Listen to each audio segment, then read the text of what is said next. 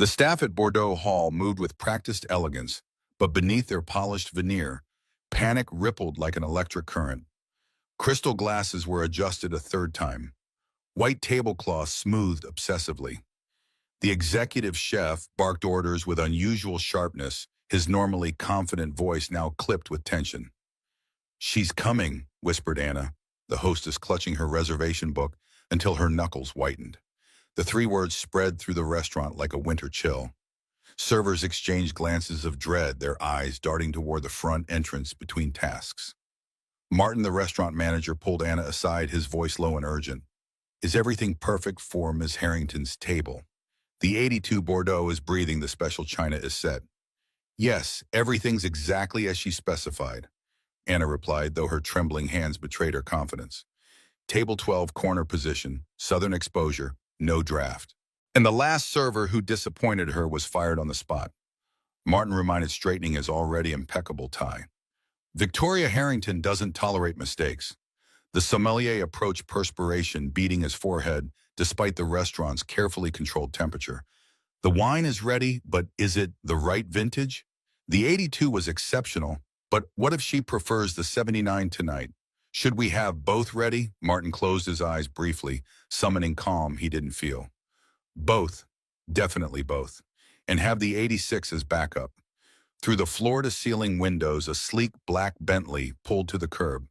The valet rushed forward, his movements stiff with anticipation. The restaurant collectively held its breath. In the far corner of Bordeaux Hall, Robert Morgan sat alone at table 14, unaware of the approaching storm. His calloused hands rested lightly on the pristine tablecloth, the skin rough from years of honest work. The single glass of water before him remained untouched, as if he feared making even that small impression on such an elegant setting. His navy button-down shirt was clean and pressed the collar slightly frayed from too many washes.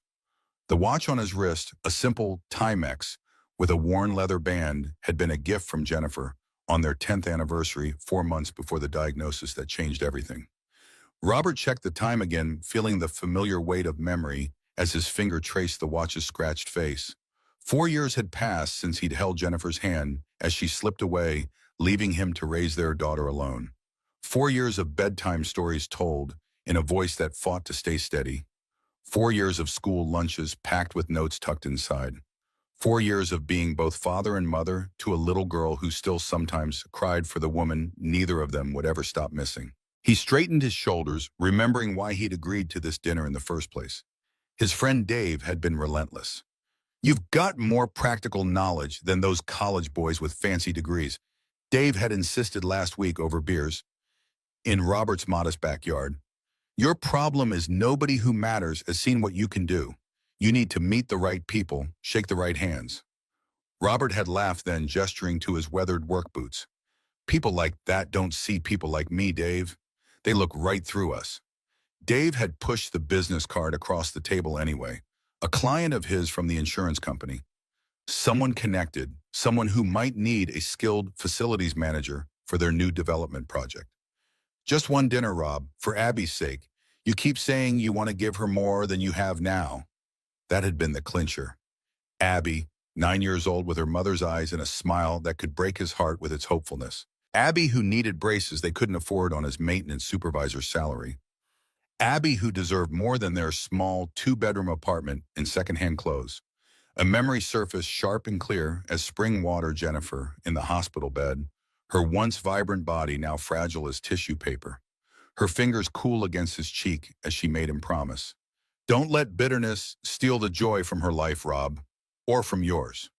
Robert blinked away the image, focusing instead on the elegant restaurant around him. The kind of place where a glass of wine cost more than his hourly wage. Where people with power and influence made decisions that affected thousands of lives without ever getting their hands dirty. The maitre d' approached his table, the man's expression professionally neutral, though his eyes revealed momentary confusion at Robert's presence among the restaurant's usual clientele. "Sir, your party hasn't arrived yet." Robert glanced at his watch again. "Not yet. Should be any minute." "Very good, sir. May I bring you something while you wait? Perhaps a cocktail or an appetizer?" Robert thought of the carefully budgeted amount in his wallet. "Just water is fine, thanks." The maitre d' nodded and retreated, leaving Robert alone again with his thoughts. Through the window beside him, the city lights glittered beautiful and distant, like opportunities that always seemed just beyond his reach. Outside Bordeaux Hall, the black Bentley's door opened, and Victoria Harrington emerged like a force of nature. Tall and striking at 42, she moved with the confidence of someone who commanded rooms before speaking a single word. Her tailored charcoal suit, Armani custom cut to her precise measurements, cost more than most people's monthly mortgage payments. Diamond studs winked from her ears, their simplicity only emphasizing their exceptional quality. Victoria handed her keys to the valet without looking at him. Her attention already focused on her phone, where emails continued to demand responses even at this hour. The young man nervously dropped the keys, fumbling to retrieve them from the pavement. Victoria's gaze flicked toward him, briefly cold and assessing. That's a $50,000 vehicle. Perhaps handling it requires more competence than you currently possess. The valet's face flushed crimson. I'm so sorry, Miss Harrington. It won't happen again. See that it doesn't? Her voice carried the practiced precision of someone who had long ago mastered making people uncomfortable with minimal effort. As Victoria approached the entrance, her mind calculated outcomes and contingencies, a perpetual spreadsheet of risk assessment and strategic planning. Tonight's dinner with Jonathan Peters from Pioneer Investments could secure the additional funding needed to acquire Stellaris Technologies, the final piece she needed to complete her 5-year expansion plan. The restaurant doors opened before she reached them, Martin rushing forward with a rigid smile. Ms. Harrington, welcome back to Bordeaux Hall. Your table is ready, of course. Victoria nodded curtly, handing her cashmere coat to the waiting hostess. She surveyed the restaurant with the same critical eye that had evaluated countless boardrooms and business proposals. Nothing escaped her notice, not the slightly uneven flower arrangement near the bar, not the couple in the center who spoke too loudly, not the solitary man in the corner whose clothes marked him as obviously out of place. As Martin led her toward her usual table, Victoria's mind momentarily drifted to a scene from 15 years earlier, a cramped apartment with secondhand furniture. The smell of burned coffee as she worked through the night, developing the algorithm that would eventually become the foundation of Harrington Technologies. The letter from her fiancé Richard, left on the kitchen counter beside her, emptied bank account statements. Your obsession with success is pathological. I've found someone who understands the meaning of balance. 2 weeks later, she discovered he'd also taken her preliminary patent applications to her competitor. The betrayal had been complete, personal and professional, love and livelihood, all in one calculated strike. That night, alone in the darkened apartment, Victoria had made herself a promise. Never again would she be vulnerable. Never again would she put faith in anything except her own intellect and determination. Never again would she mistake kindness for strength. The memory hardened her expression as she followed Martin through the restaurant. When they reached her reserved table, Victoria stopped abruptly. The angle was wrong, the lighting too harsh, the proximity to the kitchen doors unacceptable. This isn't my usual table, she stated, her tone making it clear that explanations would be insufficient. Martin's professional composure cracked slightly. I'm terribly sorry, Ms. Harrington. There must have been some confusion with the reservation system.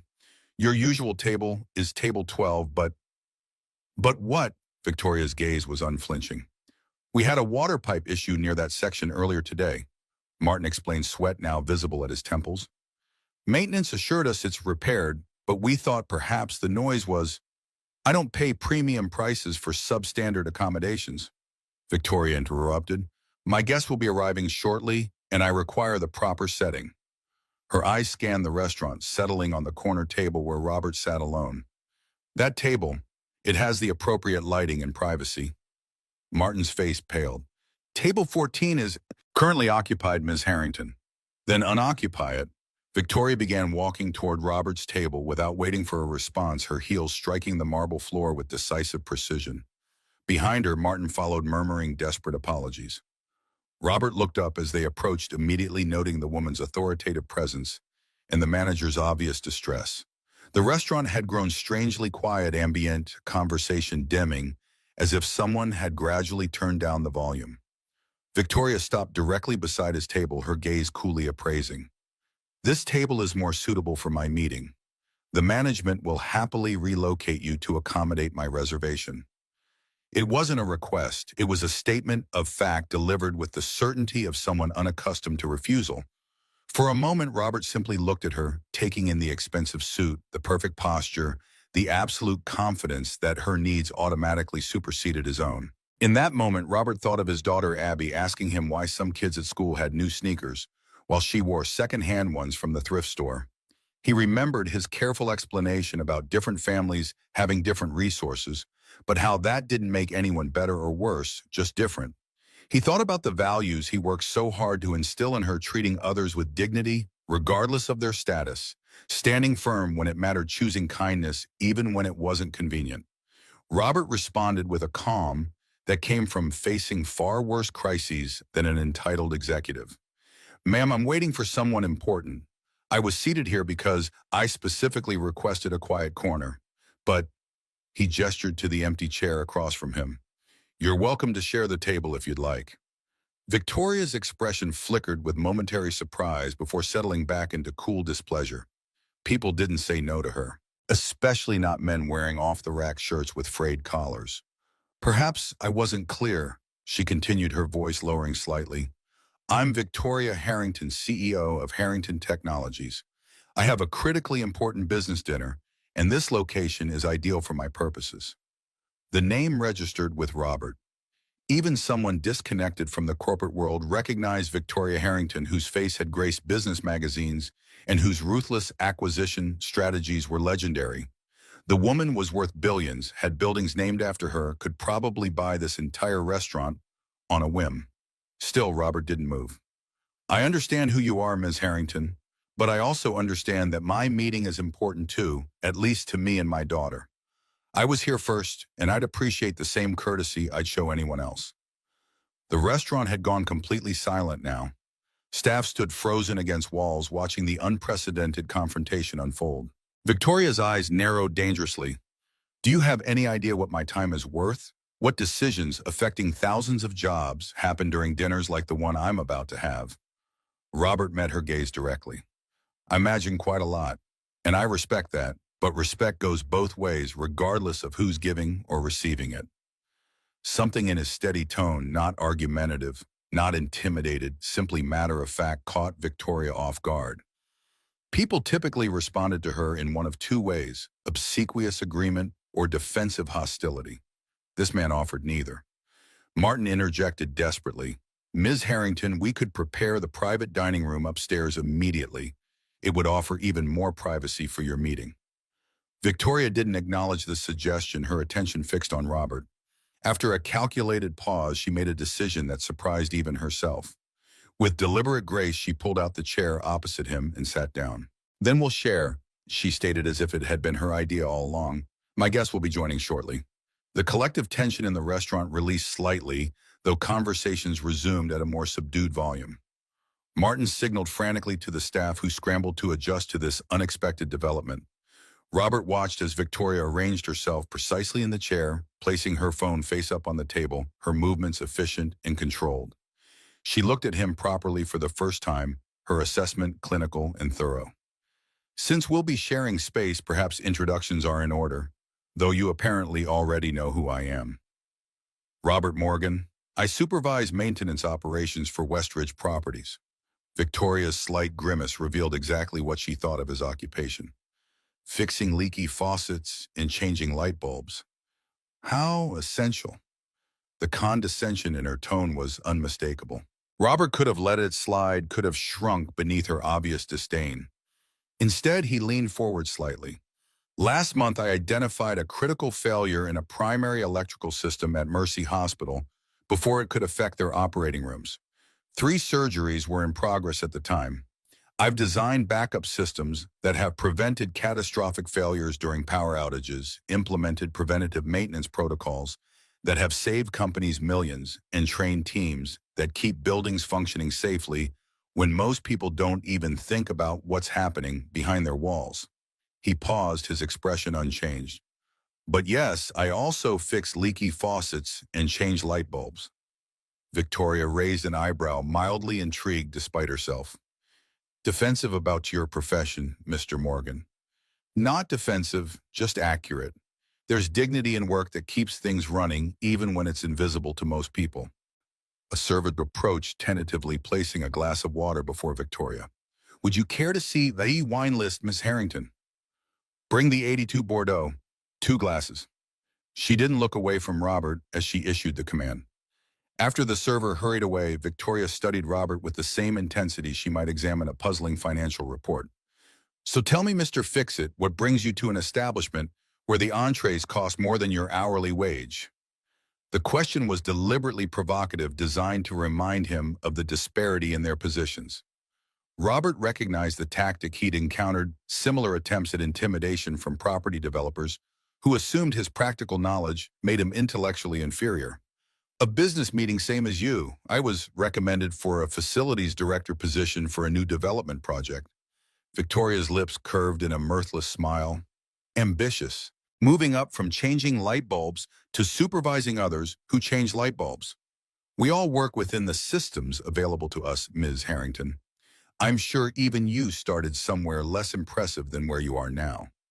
Something shifted in Victoria's expression, a momentary crack in her polished facade. The server returned with wine, pouring 2 glasses with practiced precision. Victoria took hers immediately, taking a measured sip. My first office was my kitchen table in a 1-bedroom apartment in Dorchester, she stated flatly. I slept 3 hours a night while coding the algorithm that became Harrington Technology's first patent. So yes, Mr. Morgan, I started somewhere less impressive. The difference is I refused to stay there. Robert nodded, acknowledging her achievement without being cowed by it. That's impressive. Building something from nothing takes remarkable determination. Victoria hadn't expected acknowledgement, and the absence of either envy or resentment in his tone momentarily disarmed her. Before she could respond, her phone vibrated on the table. She glanced at the screen, her expression hardening. It seems my dinner companion has been delayed.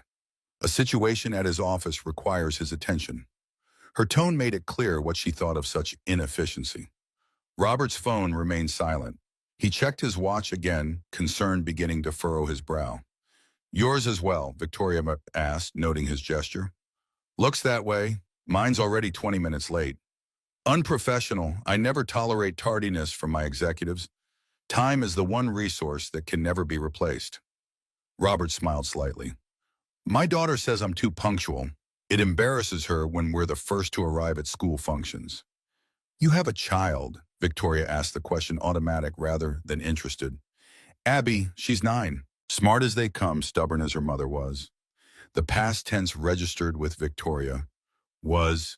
Robert's expression remained steady, though something deep in his eyes shifted. Cancer, 4 years ago. It's been just Abby and me since then. Victoria had prepared for many conversational scenarios this evening, financial projections, acquisition strategies, market analyses, but not this simple statement of loss delivered without self-pity. It disrupted her practiced rhythm, leaving an unexpected silence that she found herself unwilling to fill with platitudes. That must be challenging, she finally offered the word, immediately feeling inadequate. It is, but we manage. Robert's straightforward response carried the quiet strength of someone who had faced something far more devastating than an intimidating dinner companion. The server approached again. Would you care to order appetizers while waiting for your guests?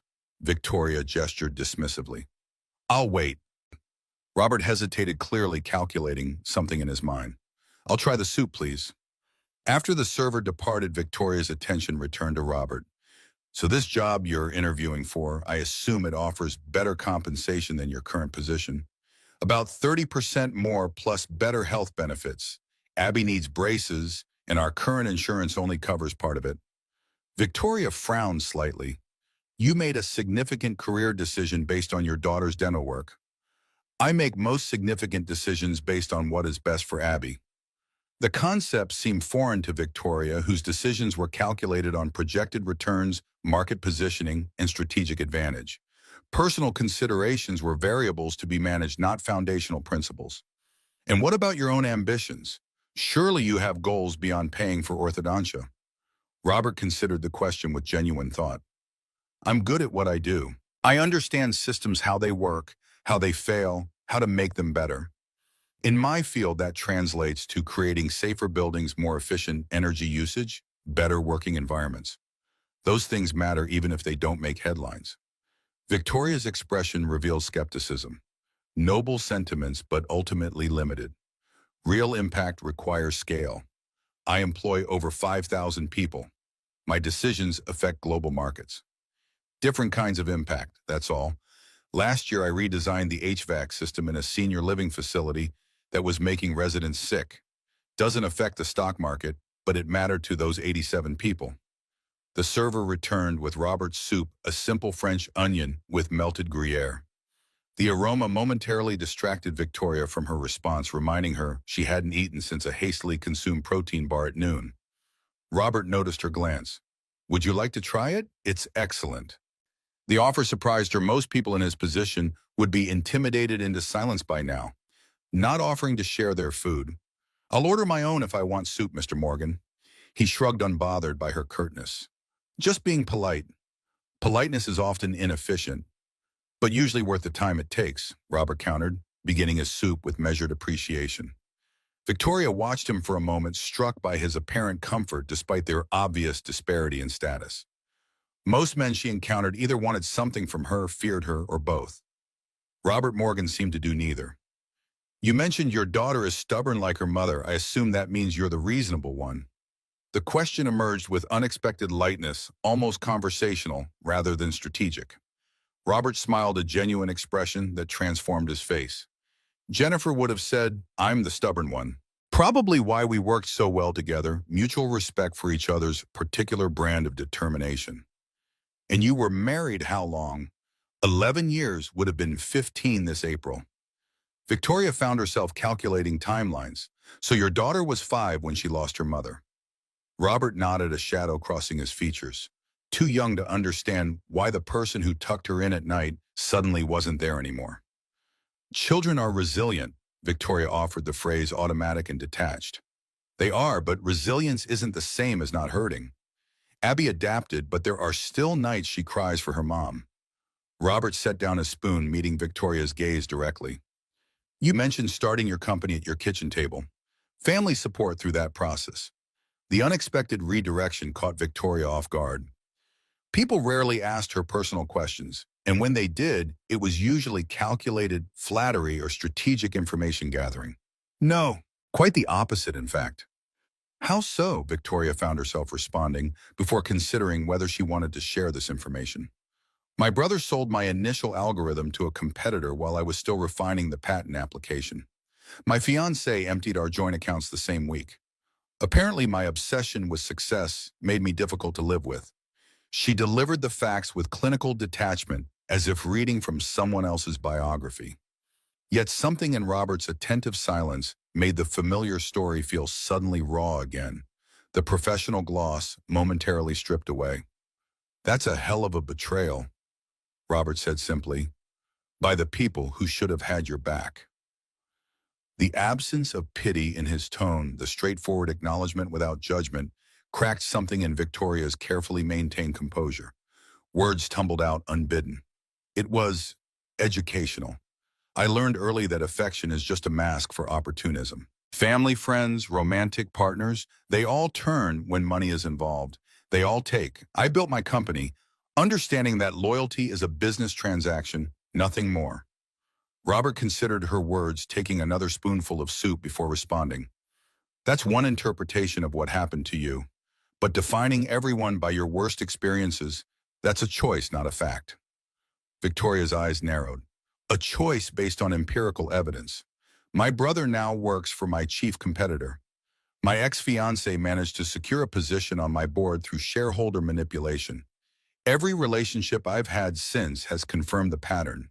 People want proximity to success, not connection to the person behind it. I won't pretend to know your life, Robert acknowledged. But I do know that building walls high enough to keep out pain also keeps out everything worth living for. Trust me. I tried that road after Jennifer died. It protects you from nothing except happiness. The statement hung between them, unexpectedly personal. Victoria felt an unfamiliar discomfort, not the irritation she typically experienced when challenged, but something deeper and less definable.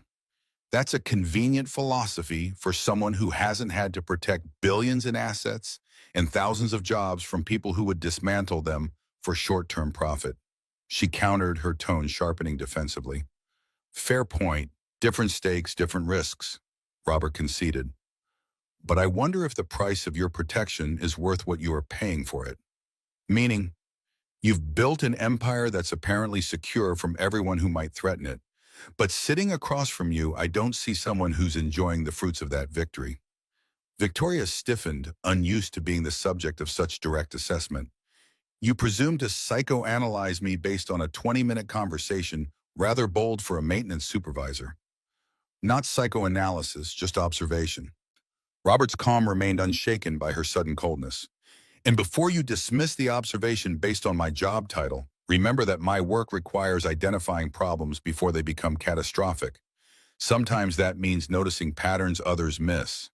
For a moment, Victoria simply looked at him, recalibrating her approach. This man wasn't following any of the expected scripts. He wasn't intimidated by her status, wasn't fishing for advantage, wasn't backing down from her attempt to dismiss him. It was unsettling. You speak about trust and connection as if they're universal constants, she finally said. But in my experience, they're luxuries afforded to those with nothing valuable enough to steal. Robert set down his spoon, having finished his soup. His expression remained thoughtful rather than argumentative. After Jennifer died, there were days I wanted to give in to bitterness. It would have been easy to decide the world was cruel, that nothing good could last. Some mornings, just getting out of bed felt impossible. He paused, his gaze steady on Victoria. But every time I looked at Abby, I knew I didn't have the luxury of that kind of thinking. She needed a father who could show her that even when life breaks your heart, there's still kindness worth believing in. There's still hope worth holding on to. Victoria felt an unexpected tightness in her throat, quickly masked by reaching for her wine. A noble sentiment for a greeting card, Mr. Morgan. But we live in a world of balance sheets and bottom lines, not fairy tales about the inherent goodness of humanity. We live in both, actually, Robert replied. The mistake is thinking we have to choose one over the other. Their conversation was interrupted as Victoria's phone vibrated again. She glanced at the screen, her expression hardening. My dinner guest has canceled entirely. An unexpected conflict that couldn't be resolved. Her tone made it clear what she thought of such inefficiency. Apparently, Pioneer Investments will have to wait until next week to discuss their potential participation in my acquisition of Stellaris Technologies. She looked up to find Robert checking his watch again with growing concern. Yours hasn't arrived either. No, and he's not responding to messages. Not like Dave to be this late without communication. Victoria took another sip of her wine, a decision forming. Since we find ourselves unexpectedly available, Mr. Morgan, perhaps we should order. It seems wasteful to abandon a reservation at Bordeaux Hall, especially since you have only had soup. Robert hesitated, clearly weighing financial considerations. I appreciate the offer, but I'll cover it, Victoria stated matter-of-factly. Consider it compensation for the table-sharing inconvenience. That's not necessary. I'm aware it's not necessary. I'm stating a preference for continuing our conversation over a proper meal rather than ending it prematurely. Robert studied her for a moment, recognizing the attempt at control wrapped in the invitation. Yet beneath it he sensed something genuine, and a rare moment of unscripted curiosity from someone whose life was likely planned to the minute. All right, but I insist on leaving the tip. Victoria raised an eyebrow, amused despite herself. The maintenance supervisor wants to tip on a billionaire's dinner tab. Your pride is showing, Mr. Morgan. Maybe so, but principles don't change based on who's at the table. The server approached with menus, clearly surprised to find the two still seated together. Victoria ordered with precision the seared scallops dressing on the side, no starches. Robert chose the roast chicken, the most reasonably priced entree that would still allow him to leave a proper tip. As the server departed, Victoria returned to their interrupted thread. You were explaining your philosophy of maintaining optimism, despite evidence to the contrary. A charming perspective, if somewhat detached from reality. Not optimism exactly, more like choosing what kind of person I want to be, regardless of circumstances. Robert considered his next words carefully. When my wife was dying, she made me promise something. She said, don't let bitterness steal the joy from Abby's life or from yours. At the time, I wasn't sure I could keep that promise. Some days I'm still not sure. Victoria found herself unexpectedly engaged the usual calculations and strategies that filled her mind temporarily quieted. And how does one fulfill such a promise, particularly when life provides ample evidence for bitterness? By making choices every day, small ones usually, like whether to assume the worst about people or to give them the chance to surprise you, whether to focus on what you've lost or what remains. Victoria's expression revealed skepticism. That sounds remarkably like choosing comfortable delusions over uncomfortable realities. Or maybe it's recognizing that our experiences shape our perception of reality, but they don't have to define it completely. Their entrees arrived momentarily pausing the conversation. Victoria cut her scallops with precise movements, her posture perfect, even while dining. Robert's approach was equally careful but less rehearsed, a man accustomed to simple meals elevated by necessity rather than habit. You mentioned your ex-fiancé has a position on your board, Robert said after a few bites. That must create interesting dynamics at meetings. Victoria's surprise at the direct question registered briefly before her composure returned. Marcus serves as Chief Operations Officer.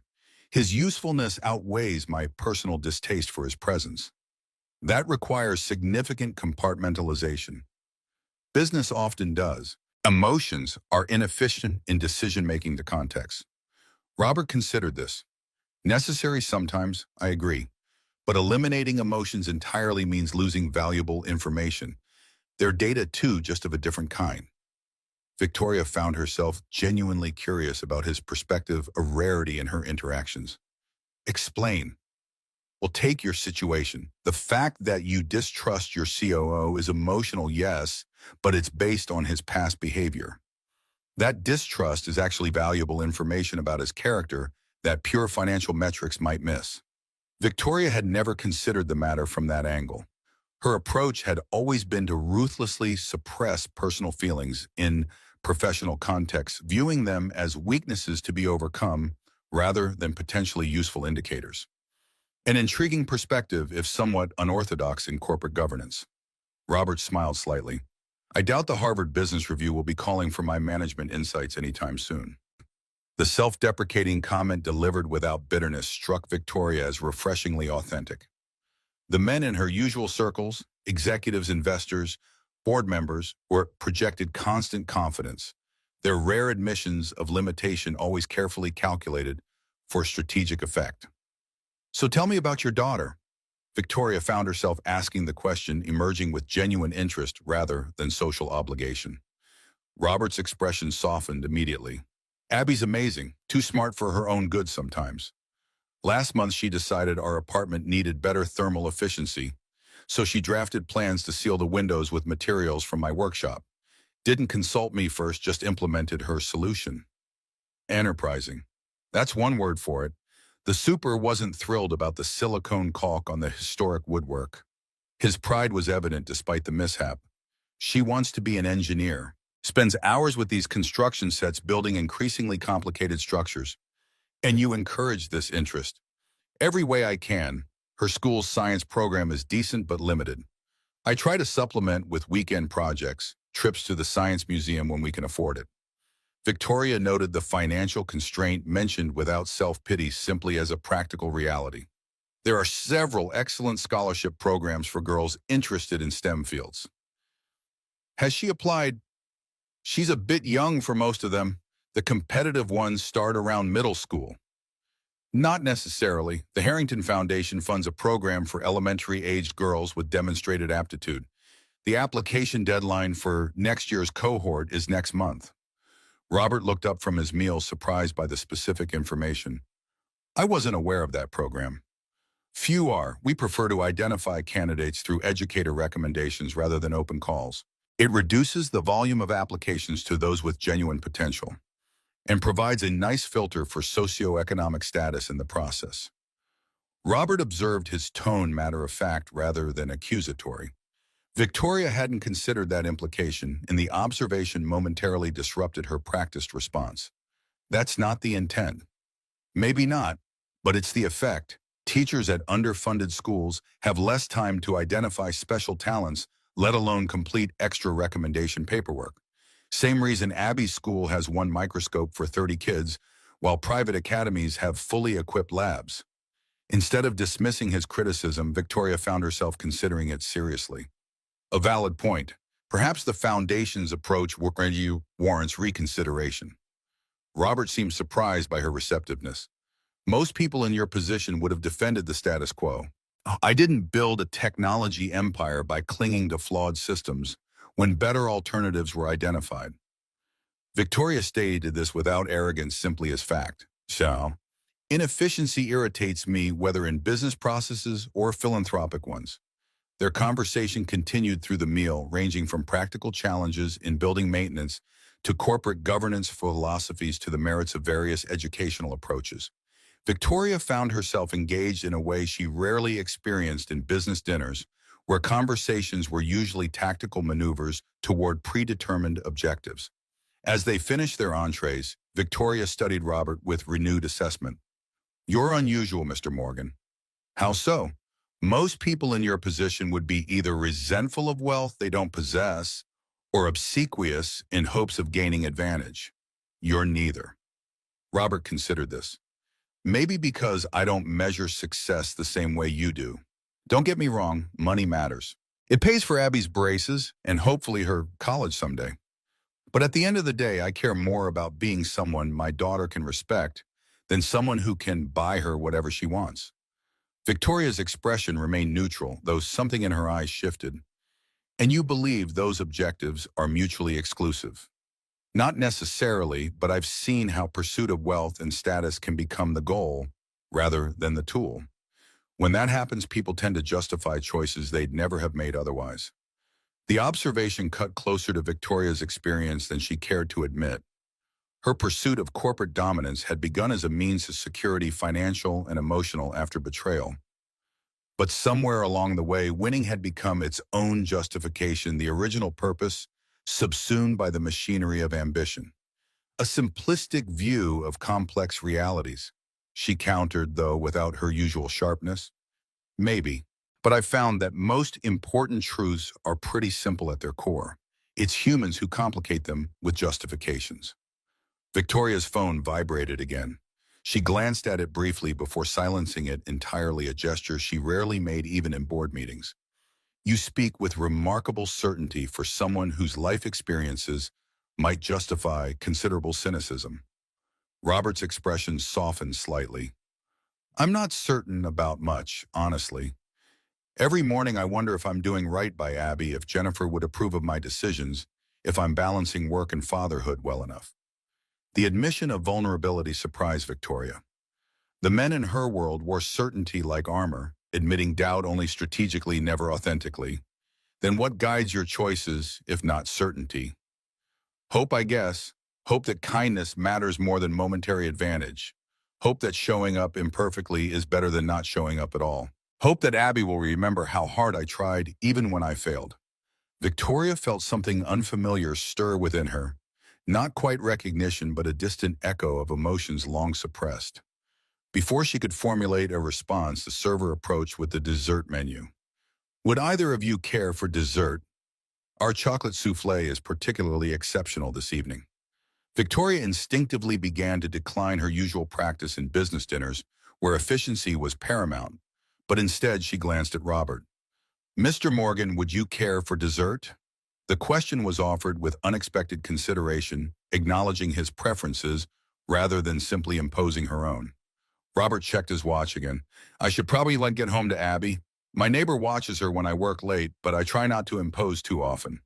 Victoria nodded, signaling the server for the check instead. As they waited, an awkward silence descended, the natural conclusion of a conversation neither had expected to have.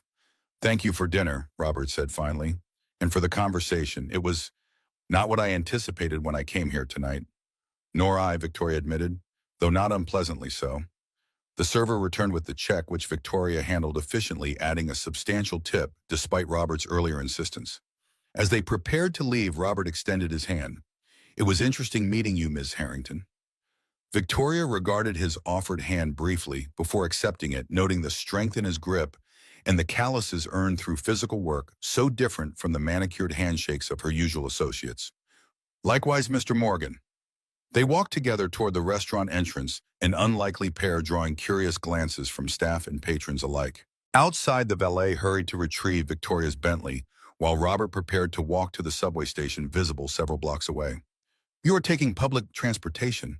Victoria asked the question, emerging with genuine curiosity rather than condescension. "It's efficient," Robert replied with a slight smile echoing her earlier values. Victoria found herself hesitating, an unusual sensation for someone accustomed to decisive action. "I could offer you a ride. It's no inconvenience." Robert seemed to consider the offer seriously before shaking his head. "I appreciate that, but I enjoy the walk. Gives me time to think." As her car arrived, Victoria felt an unfamiliar reluctance to end the encounter. Something about Robert Morgan had disrupted her carefully ordered worldview, not dramatically, but like a small stone creating ripples in a still pond. "For what it's worth," Robert said, as she prepared to depart, "the people who hurt you were wrong. Not everyone is like them. Not everyone is." The simple statement offered without expectation or agenda caught Victoria completely off guard. Before she could formulate a response, Robert nodded a goodbye and turned toward the subway, his figure soon disappearing among the evening pedestrians. Victoria settled into her Bentley's leather seat, directing her driver toward her penthouse. The familiar comfort of luxury surrounded her. Yet something felt subtly different, as if the coordinates of her internal map had shifted by a degree too small to measure, but significant enough to change the destination. Back in her penthouse 30 minutes later, Victoria moved through her evening routine with mechanical precision. The space was immaculate, designed by a renowned minimalist architect, featuring clean lines and curated emptiness that usually provided a sense of control after chaotic days. Tonight, however, the pristine silence felt hollow rather than peaceful. Victoria poured herself a glass of scotch, Macallan 25, a bottle worth more than Robert Morgan likely earned in a week, and carried it to the floor-to-ceiling windows overlooking the city. Lights glittered below buildings and streets, forming patterns of commerce and community. Somewhere out there, Robert Morgan was probably reading his daughter a bedtime story, his day's concerns temporarily set aside to create a moment of security for a child who had already lost too much.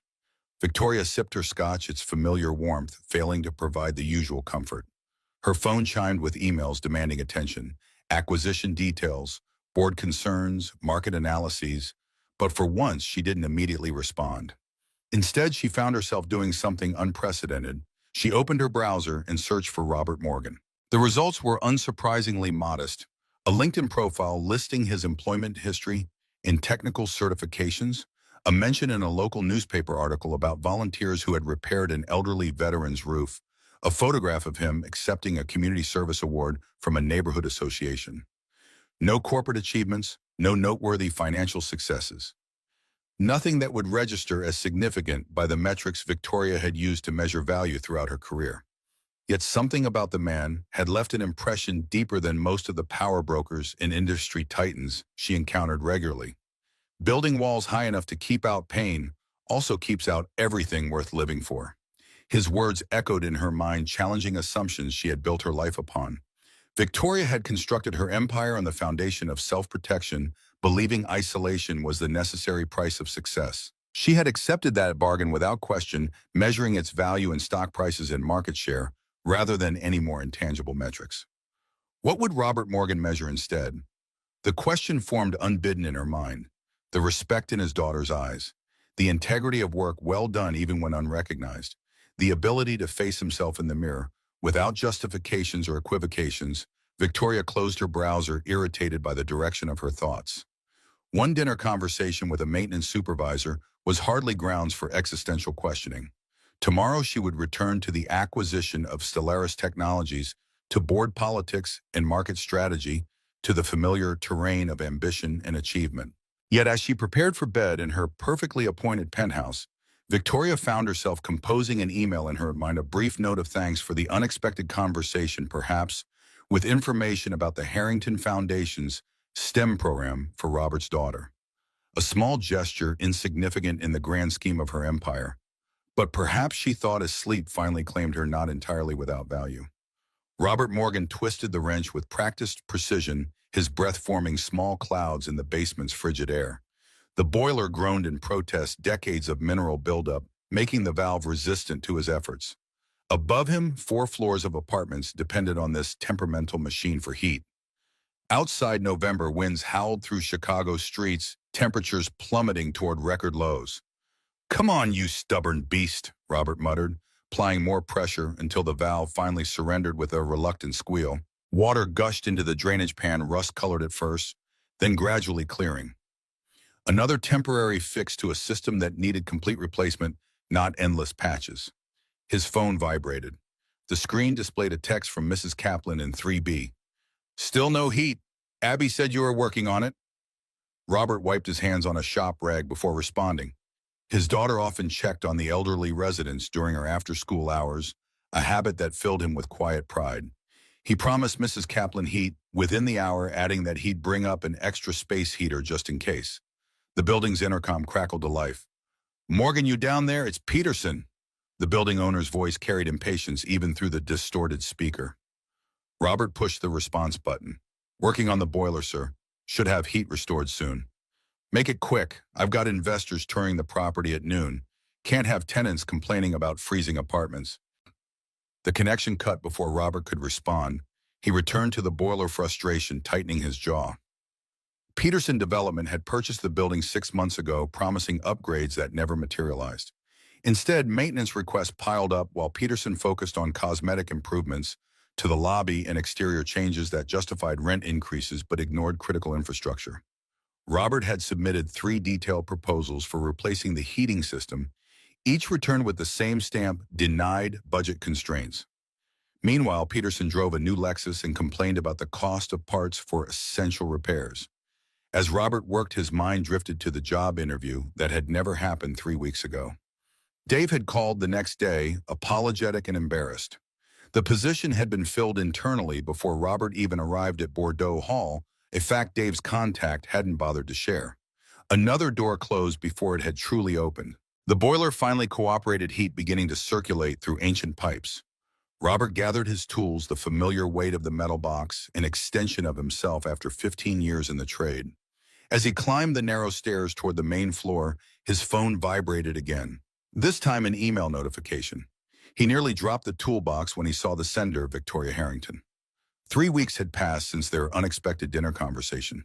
3 weeks without contact, exactly as he'd expected. People like Victoria Harrington didn't maintain connections with maintenance supervisors once the novelty wore off. Whatever momentary interest she'd shown had surely dissipated in the cold light of morning, replaced by acquisition strategies and billion-dollar decisions. Yet here was an email, its subject line coolly professional: Harrington Foundation, STEM program information. Robert's thumb hovered over the notification, uncertainty holding him in place on the dimly lit stairwell. Before he could decide whether to open it, the building's front door slammed open, bringing with it a blast of frigid air and his daughter's excited voice. Dad, you'll never believe what happened at school today." Abby burst into the stairwell, her backpack bouncing against her purple winter coat, cheeks flushed from cold and excitement. Robert pocketed his phone, Victoria Harrington's email temporarily forgotten, as he set down his toolbox to receive Abby's enthusiastic hug. "What happened, kiddo?" Abby's words tumbled out in a breathless rush. "Mrs. Wilson entered my bridge design in the citywide engineering contest. She said it was the most innovative structure she's seen from a 4th grader in 20 years of teaching. The finals are at the Museum of Science and Industry next month, and the winner gets a scholarship to summer engineering camp at Northwestern." Pride surged through Robert's chest, momentarily displacing the morning's frustrations. "That's amazing, Abs. I knew that design was special." Abby's smile faltered slightly. "But the entry fee is $7 and we need to buy materials for the final model." Reality crashed back with the subtlety of a wrecking ball. $75 plus materials, at least another $50 when the electric bill was already past due, and Abby's winter boots were held together with duct tape inside where she thought he couldn't see. "We'll figure it out," Robert assured her, ruffling her hair. "Your brain is getting into that competition if I have to sell my tools to make it happen." Abby's smile returned full force, her faith in him untarnished by the economic realities that kept him awake at night. Can we work on the design tonight? I have ideas for making the suspension cables even stronger. Absolutely, right after dinner. Robert picked up his toolbox, leading Abby toward the small apartment they called home. But first I need to check on Mrs. Kaplan's heat. Want to help me deliver this space heater upstairs? Mrs. Kaplan welcomed them with warmth that belied her 92 years, pressing a chocolate chip cookie into Abby's hand and insisting Robert take one too.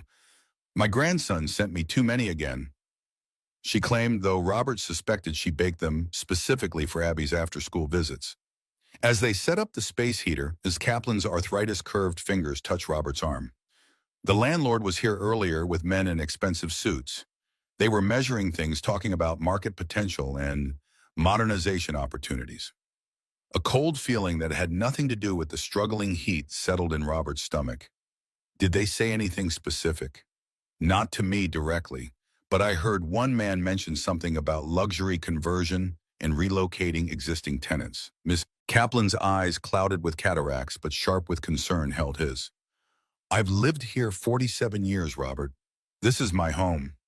Don't worry, Mrs. K, they can't just throw people out. The reassurance felt hollow even as he spoke it. Robert had seen this pattern before: corporate buyers acquiring affordable housing, forcing out long-term residents through massive rent increases or building code compliance issues that somehow never affected the new higher-paying tenants. Back in their apartment, Robert sent Abby to start her homework while he prepared dinner spaghetti with the sauce stretched further than the recipe intended. As water boiled on the stove, he finally opened Victoria's email. Mr. Morgan, our conversation prompted me to review the Harrington Foundation's STEM initiative protocols. You raised valid concerns about our selection process inadvertently filtering out qualified candidates from under-resourced schools. I've attached information about our program for elementary-age girls with aptitude in engineering and applied sciences. The application deadline has been extended to December 15th. The process has been simplified, though standards remain rigorous. If your daughter is interested, I encourage you to submit an application. Regards, Victoria Harrington, CEO, Harrington Technologies. Formal, distant, yet the underlying message was clear. She had actually considered his critique and made changes. The attachment contained detailed information about a program that would provide Abby with mentorship, advanced instruction, and connections that could open doors Robert couldn't even approach. He stared at the screen, conflicting emotions churning beneath his careful composure. On one hand, this was exactly the opportunity Abby deserved, the chance to develop her remarkable mind beyond what their limited resources could provide. On the other, accepting help from Victoria Harrington felt dangerously close to charity, the very thing his pride rebelled against. The application itself was straightforward, but required teacher recommendations, examples of original projects, and a personal essay. Completely merit-based, with no mention of financial requirements. As Robert scrolled through, his resistance softened. This wasn't a handout, it was recognition of Abby's potential. The pasta water boiled over, hissing against the burner and breaking his contemplation. Robert closed the email, deciding to think about it overnight. Some opportunities were too important for pride to stand in their way, but some principles were too central to compromise. Dinner was animated by Abby's excitement about her bridge design, her hands gesturing energetically as she explained the structural modifications she'd envisioned. Robert listened attentively, marveling at how she intuitively grasped concepts he'd learned through years of practical experience. The key is distributing the tension through multiple points, Abby explained, drawing diagrams on her napkin. Like when you fixed Mrs. Kaplan's shelf by adding support brackets at precise intervals instead of just in the center. Robert's chest tightened with a bittersweet ache. She had her mother's quick mind and analytical approach, qualities Jennifer had used to become the first person in her family to earn a college degree. Before cancer had stolen her from them, Jennifer had dreamed of their daughter attending her alma mater. Now that responsibility fell solely to Robert, along with everything else. After dinner and homework, they spread Abby's bridge designs across the living room floor. Robert offered suggestions from his practical knowledge, while Abby integrated principles she'd absorbed from the engineering books he'd found at library sales. Together, they refined her concept until Abby's eyelids began to droop, despite her protests that she wasn't tired. Once she was asleep, Robert returned to Victoria's email, reading it again more carefully. The foundation program would provide exactly the kind of enrichment Abby needed, the kind he struggled to give her despite his best efforts. His finger hovered over the reply button, pride wrestling with pragmatism in a familiar battle. Before he could decide, another email notification appeared. This one from Peterson Development, addressed to all building tenants. Important notice. Property renovation announcement. Robert's stomach dropped as he opened the message. The corporate speak couldn't disguise the essential truth: the building was being converted to luxury micro-apartments, with rents starting at triple the current rates. Current tenants would have 60 days to either accept the new terms or vacate. 60 days, through Christmas and New Year's, in Chicago winter. Robert set down his phone, the weight of responsibility pressing against his chest like a physical force. Mrs. Kaplan had nowhere to go. The Rodriguez family in 2A had 3 children and lived paycheck to paycheck. The Novaks in 4C were expecting their first baby in February, and Abby, his brilliant, resilient daughter, who had already lost so much, would once again have her security threaten, her stability undermined by forces beyond his control. Robert's thoughts returned to Victoria Harrington's email with newfound urgency. The foundation program wouldn't solve their housing crisis, but it represented one stable element he might secure for Abby amid the coming upheaval. With economic pressure mounting and his stubborn pride increasingly looking like an unaffordable luxury, Robert began composing his reply. Ms. Harrington, thank you for the information about the Harrington Foundation's STEM program. I appreciate your reconsideration of the application process. Abby would be very interested in this opportunity. She was selected today for a citywide engineering competition, which aligns well with your program's focus. I've attached some photos of her recent projects, including the bridge design mentioned above and a rainwater collection system she developed for our building's community garden. Regards, Robert Morgan. He hesitated before pressing send, uncomfortable with the subtle shift this represented from proud self-sufficiency to accepting that sometimes opportunities for Abby's future outweighed his personal reservations. With a deep breath, Robert hit send and closed his laptop, uncertain whether he'd receive a response, but certain he'd done what was necessary for his daughter. The next morning brought fresh challenges. The boiler had failed again overnight, leaving residents shivering in the pre-dawn darkness. Robert worked through his morning routine on autopilot, waking Abby, preparing breakfast, checking her homework, all while mentally cataloging the parts he'd need for yet another temporary repair. Dad, my bridge needs balsa wood for the final model, Abby reminded him as she packed her lunch. Can we get some this weekend? The competition entry fee still loomed, along with the material costs now complicated by the impending housing crisis. Robert forced a smile. Absolutely. Maybe we can check out that new art supply store that opened downtown. Abby's face lit up with excitement that made his financial anxiety momentarily recede. The one with the 3D printers in the window, can we really go there?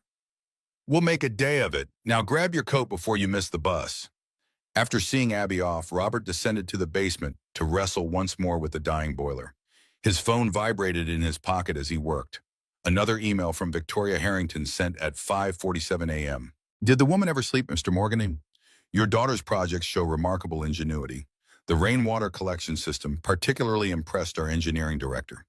The foundation would like to extend a special invitation for Abby to visit Harrington Technologies research facility this Saturday.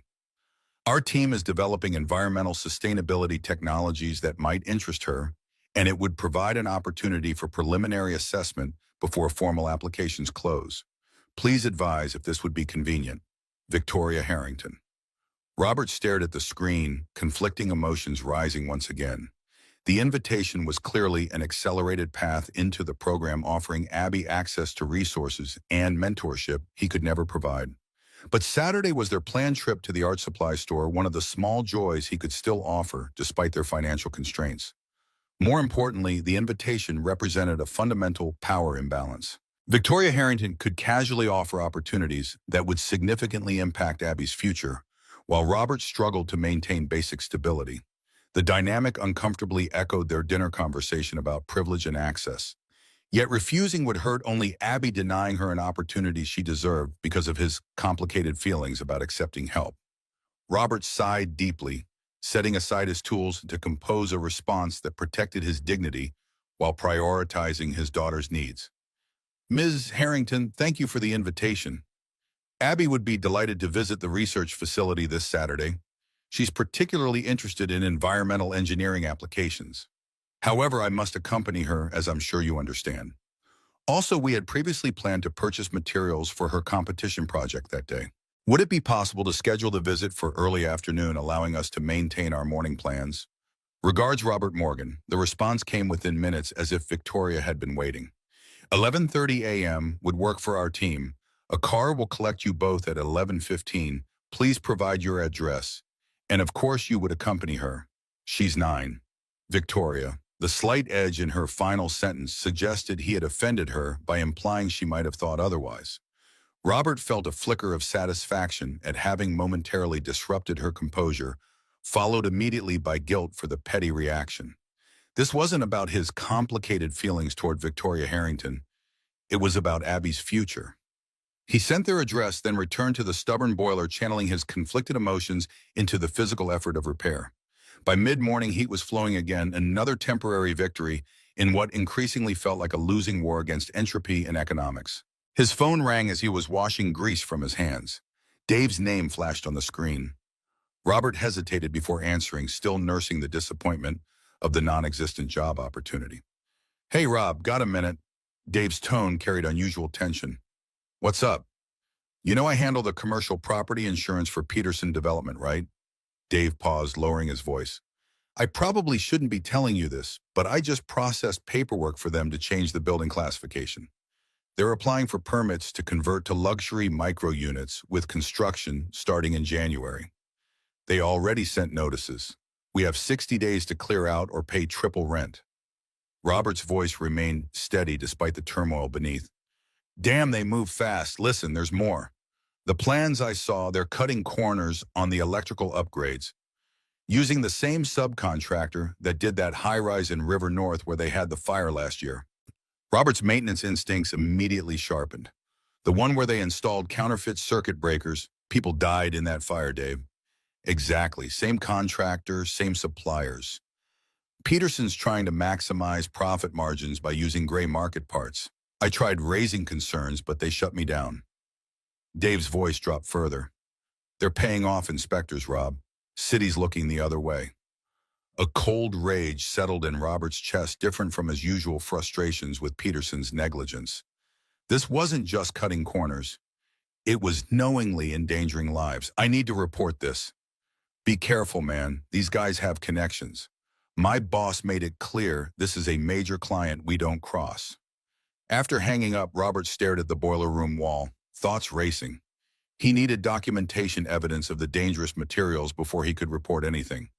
More importantly, he needed a plan for relocating his residents, especially vulnerable ones like Mrs. Kaplan, before the winter deadline.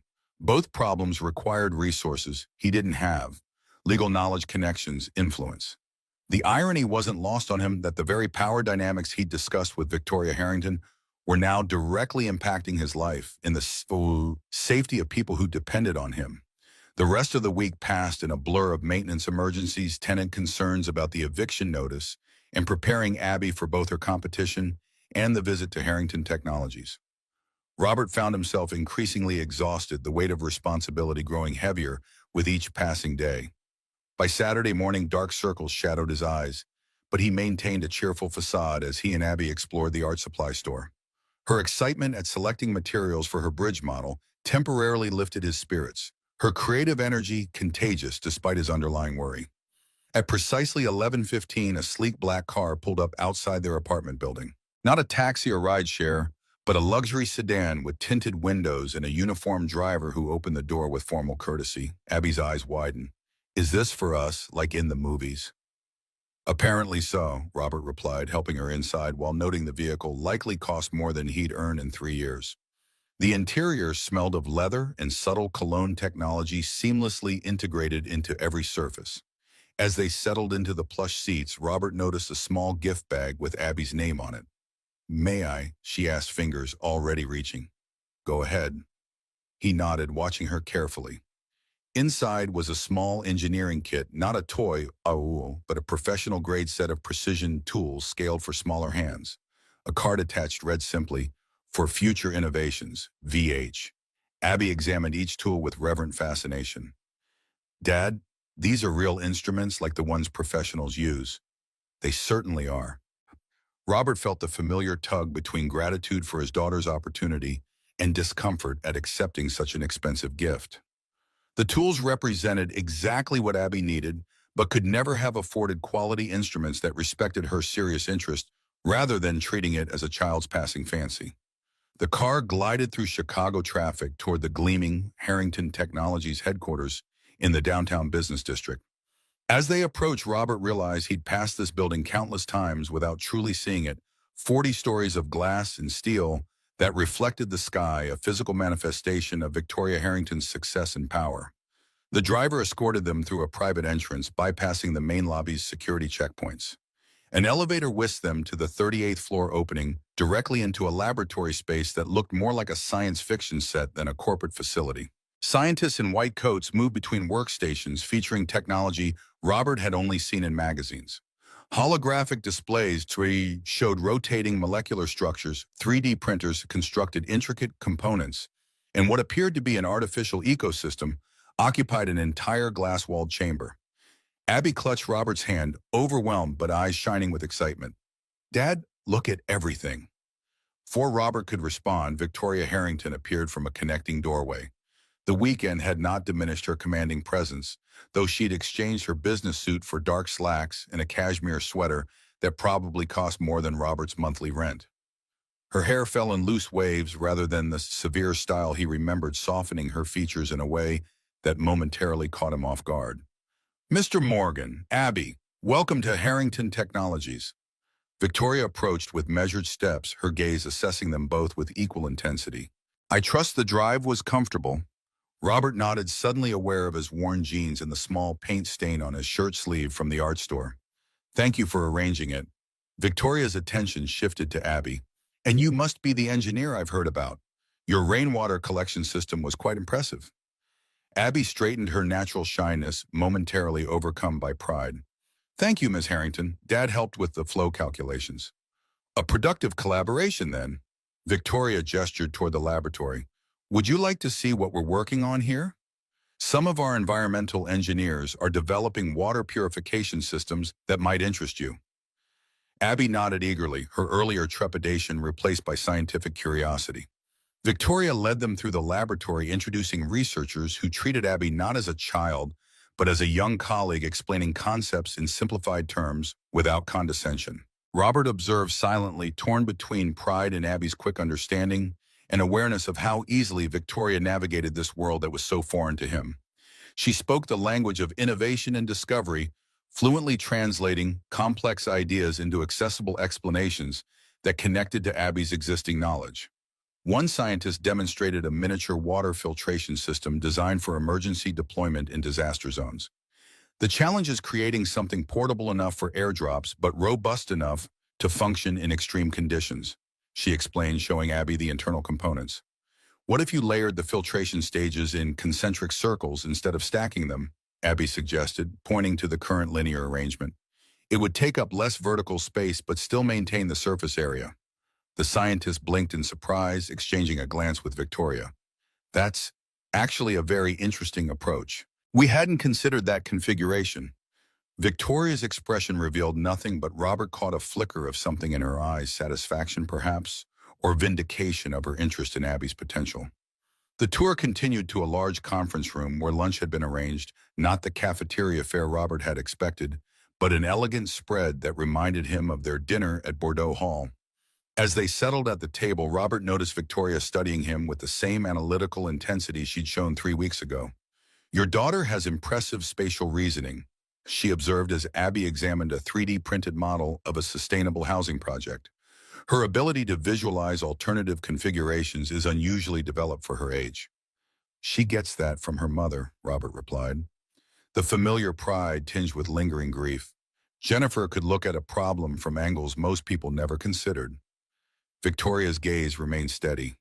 And from you, I suspect. Your maintenance work requires similar skills. Understanding how systems interconnect, identifying failure points, developing solutions with limited resources. The observation surprised Robert. Few people recognize the intellectual components of his profession, instead viewing it as purely manual labor, requiring strength rather than strategy. Different applications of the same principles. He acknowledged unexpectedly pleased by her insight. Their conversation was interrupted as Abby returned to the table, eyes bright with excitement. Dad, they have a wind tunnel for testing aerodynamic designs. Dr. Patel said I could try different bridge structures in it to see which ones have the least resistance. That sounds amazing, Abs. Robert smiled at her enthusiasm before glancing at Victoria. Though I wouldn't want to impose on Dr. Patel's time. It's no imposition, Victoria replied smoothly. Our Saturday research team often tests personal projects. It keeps creative thinking fresh. As lunch progressed, Robert noticed Victoria observing the interaction between him and Abby with unusual attention, her analytical mind seemingly cataloging their relationship dynamics.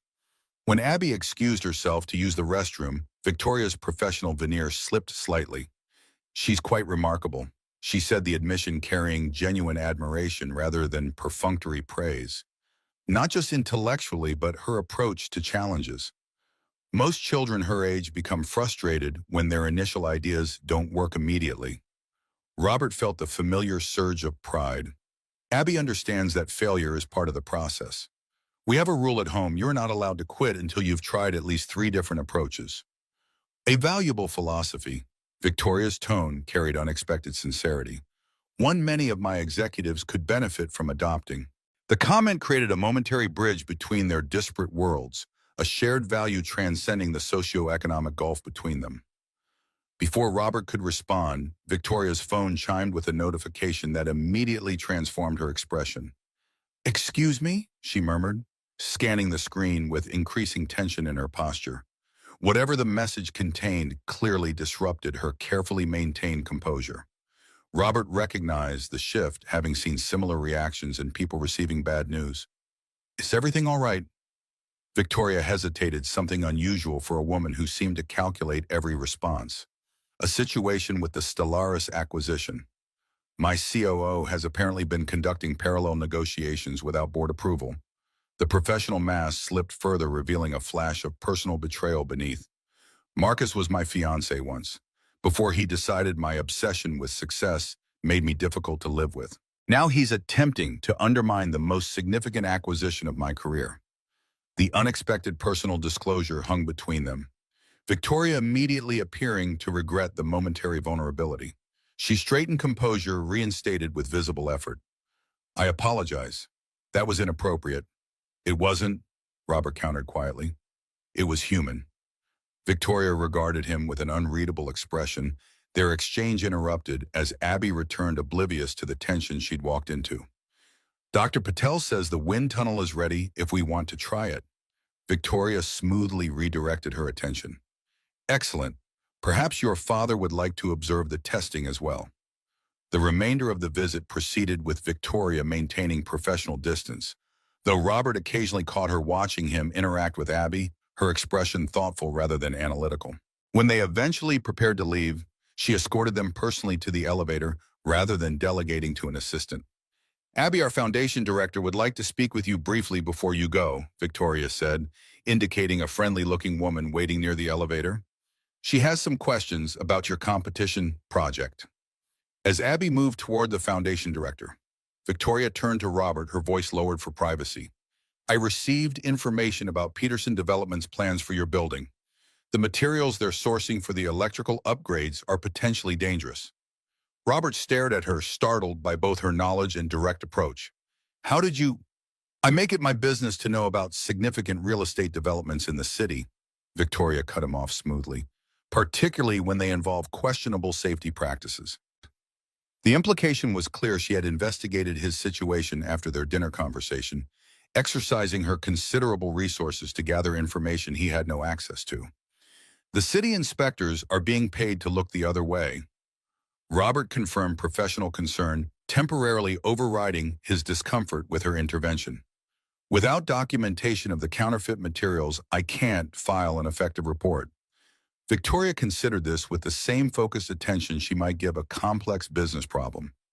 Documentation could be arranged provided one knew when the materials were being delivered and had appropriate expertise to identify the counterfeit components. I have the expertise, Robert replied. What I lack is access to delivery schedules and a way to document findings that officials can't ignore. Those could be provided. Victoria's tone remained neutral, though the offer was anything but. I sit on several municipal boards with oversight capabilities. If evidence were properly documented, certain channels could be accessed. Robert understood what she was proposing, using her influence and resources to address a situation he couldn't handle alone. The help he desperately needed offered in terms that respected his expertise while acknowledging the power differential between them. I'd need to be directly involved. He stipulated, unwilling to be a passive recipient of her intervention. This affects my residents personally. Mrs. Kaplan has lived in her apartment for 47 years. The Rodriguez family has 3 children under 10. They deserve safe housing, not profits built on dangerous shortcuts. Victoria nodded, once respect flickering in her expression. I'll have my team contact you with the necessary information. The documentation will require your expertise to be credible. The conversation shifted as Abby returned, excited about her discussion with the foundation director. As they prepared to enter the elevator, Victoria addressed Abby directly. Your bridge designed for the competition, what materials are you using for the final model? Balsa wood carbon fiber thread for the tension elements and a special resin Dad found that creates stronger joints, Abby explained enthusiastically. Victoria nodded thoughtfully. Our materials science division recently developed a composite that might be interesting for your tension elements. It has 5 times the strength-to-weight ratio of standard options. She glanced at Robert. With your permission, I could have samples sent for her project. Robert recognized the careful phrasing. Victoria was deliberately asking his permission, rather than simply offering the materials directly to Abby, respecting his parental authority, despite her ability to provide resources he couldn't. That would be very helpful, he acknowledged, setting aside pride in favor of Abby's opportunity. Thank you. As the elevator doors closed, Abby's excitement bubbled over. Dad, did you see the wind tunnel and the 3D printers? And Dr. Patel said my idea about the filtration system was genuinely innovative. Robert smiled at her joy, momentarily eclipsing his complicated feelings about Victoria's intervention. I saw.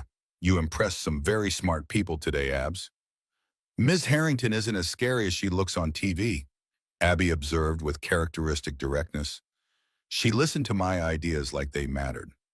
Because they do matter, Robert replied, realizing that Victoria's respectful treatment of Abby, not as a child to be humored, but as a mind to be engaged, had significantly altered his perception of her. The car returned them home, where they found a package waiting at their apartment door. Inside was a set of professional-grade modeling materials, including the specialized composite Victoria had mentioned, with a note on Harrington Technologies letterhead, for your competition project. Our materials science team is interested in your results. Later that evening, after Abby had fallen asleep surrounded by bridge design sketches, Robert received an email containing delivery schedules for Peterson Development's building materials, security access codes for the construction site, and contact information for a city council member with oversight of building safety regulations.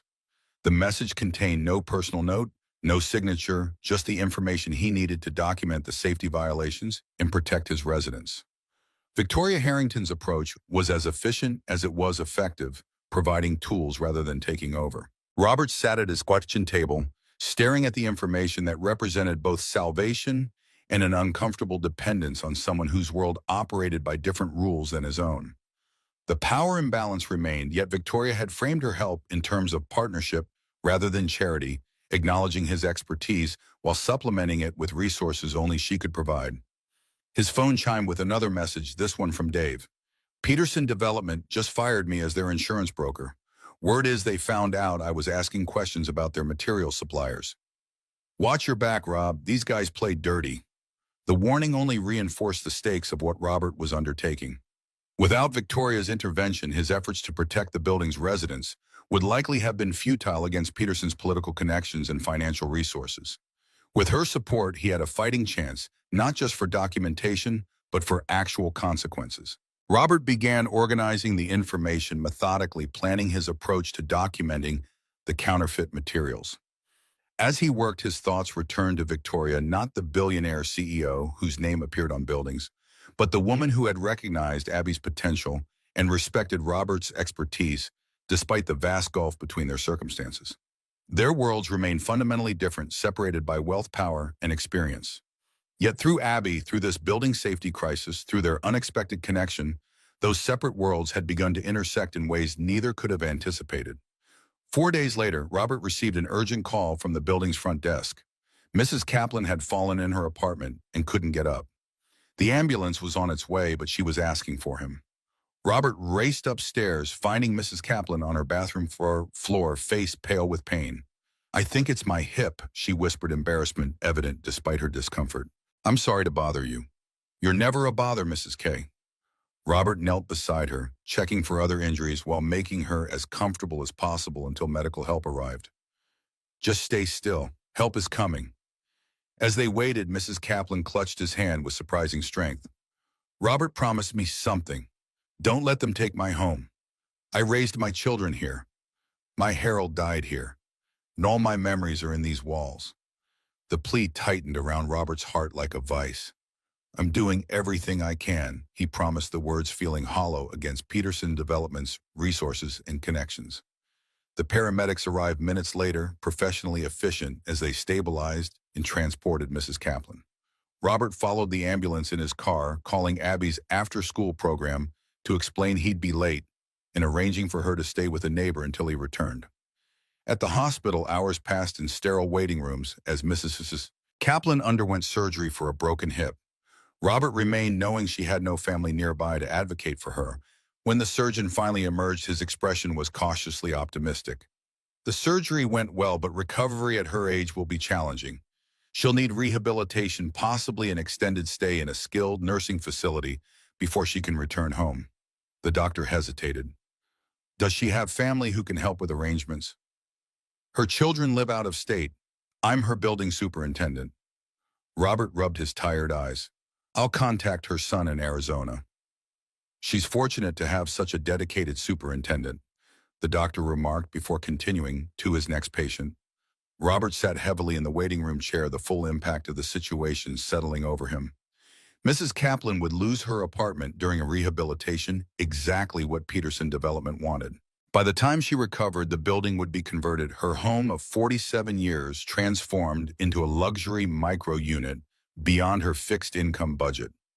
Without conscious decision, Robert found himself calling Victoria's number, not her office, but the direct line she'd provided for the building safety documentation. She answered on the second ring, her voice crisp and focused. "Harrington, it's Robert Morgan. I'm sorry to call like this, but..." He hesitated, suddenly aware of how inappropriate this contact was. Their arrangement concerned building safety documentation, not personal crises. "What's happened?" Victoria's tone shifted subtly, recognizing the tension in his voice. Robert explained Mrs. Kaplan's situation, the words tumbling out with uncharacteristic disorganization. He wasn't sure what he expected, perhaps legal advice or a recommendation for elder advocacy services. What he didn't expect was Victoria's immediate practical response. "Which hospital? I'll make some calls." "Northwestern Memorial. But I wasn't asking you to..." "I serve on Northwestern's board," Victoria interrupted, "and I have connections with several rehabilitation facilities that provide sliding scale services. Stay where you are. I'll handle this." Before Robert could protest, she had ended the call, leaving him staring at his phone in the sterile hospital corridor. 30 minutes later, a hospital administrator approached her, manner deferential. "Mr. Morgan, I understand you're Mrs. Kaplan's designated representative. We've arranged for her to receive VIP care and have secured a place at Lakeside Rehabilitation Center when she's ready for transfer. All expenses are covered by the hospital's community care fund." Robert recognized the fiction for what it was, Victoria's influence, creating opportunities where bureaucracy would have created obstacles. His complicated feelings about accepting help wrestled with profound relief that Miss Kaplan would receive the care she needed. "Thank you," he managed, the words inadequate for the weight of his gratitude. As he prepared to leave, his phone chimed with a text from Victoria. "Mrs. Kaplan's housing situation will be addressed. Focus on your daughter tonight. We'll discuss next steps tomorrow." The message's tone was businesslike, yet the underlying consideration remembering Abby needed him tonight revealed an awareness of his priorities that surprised him.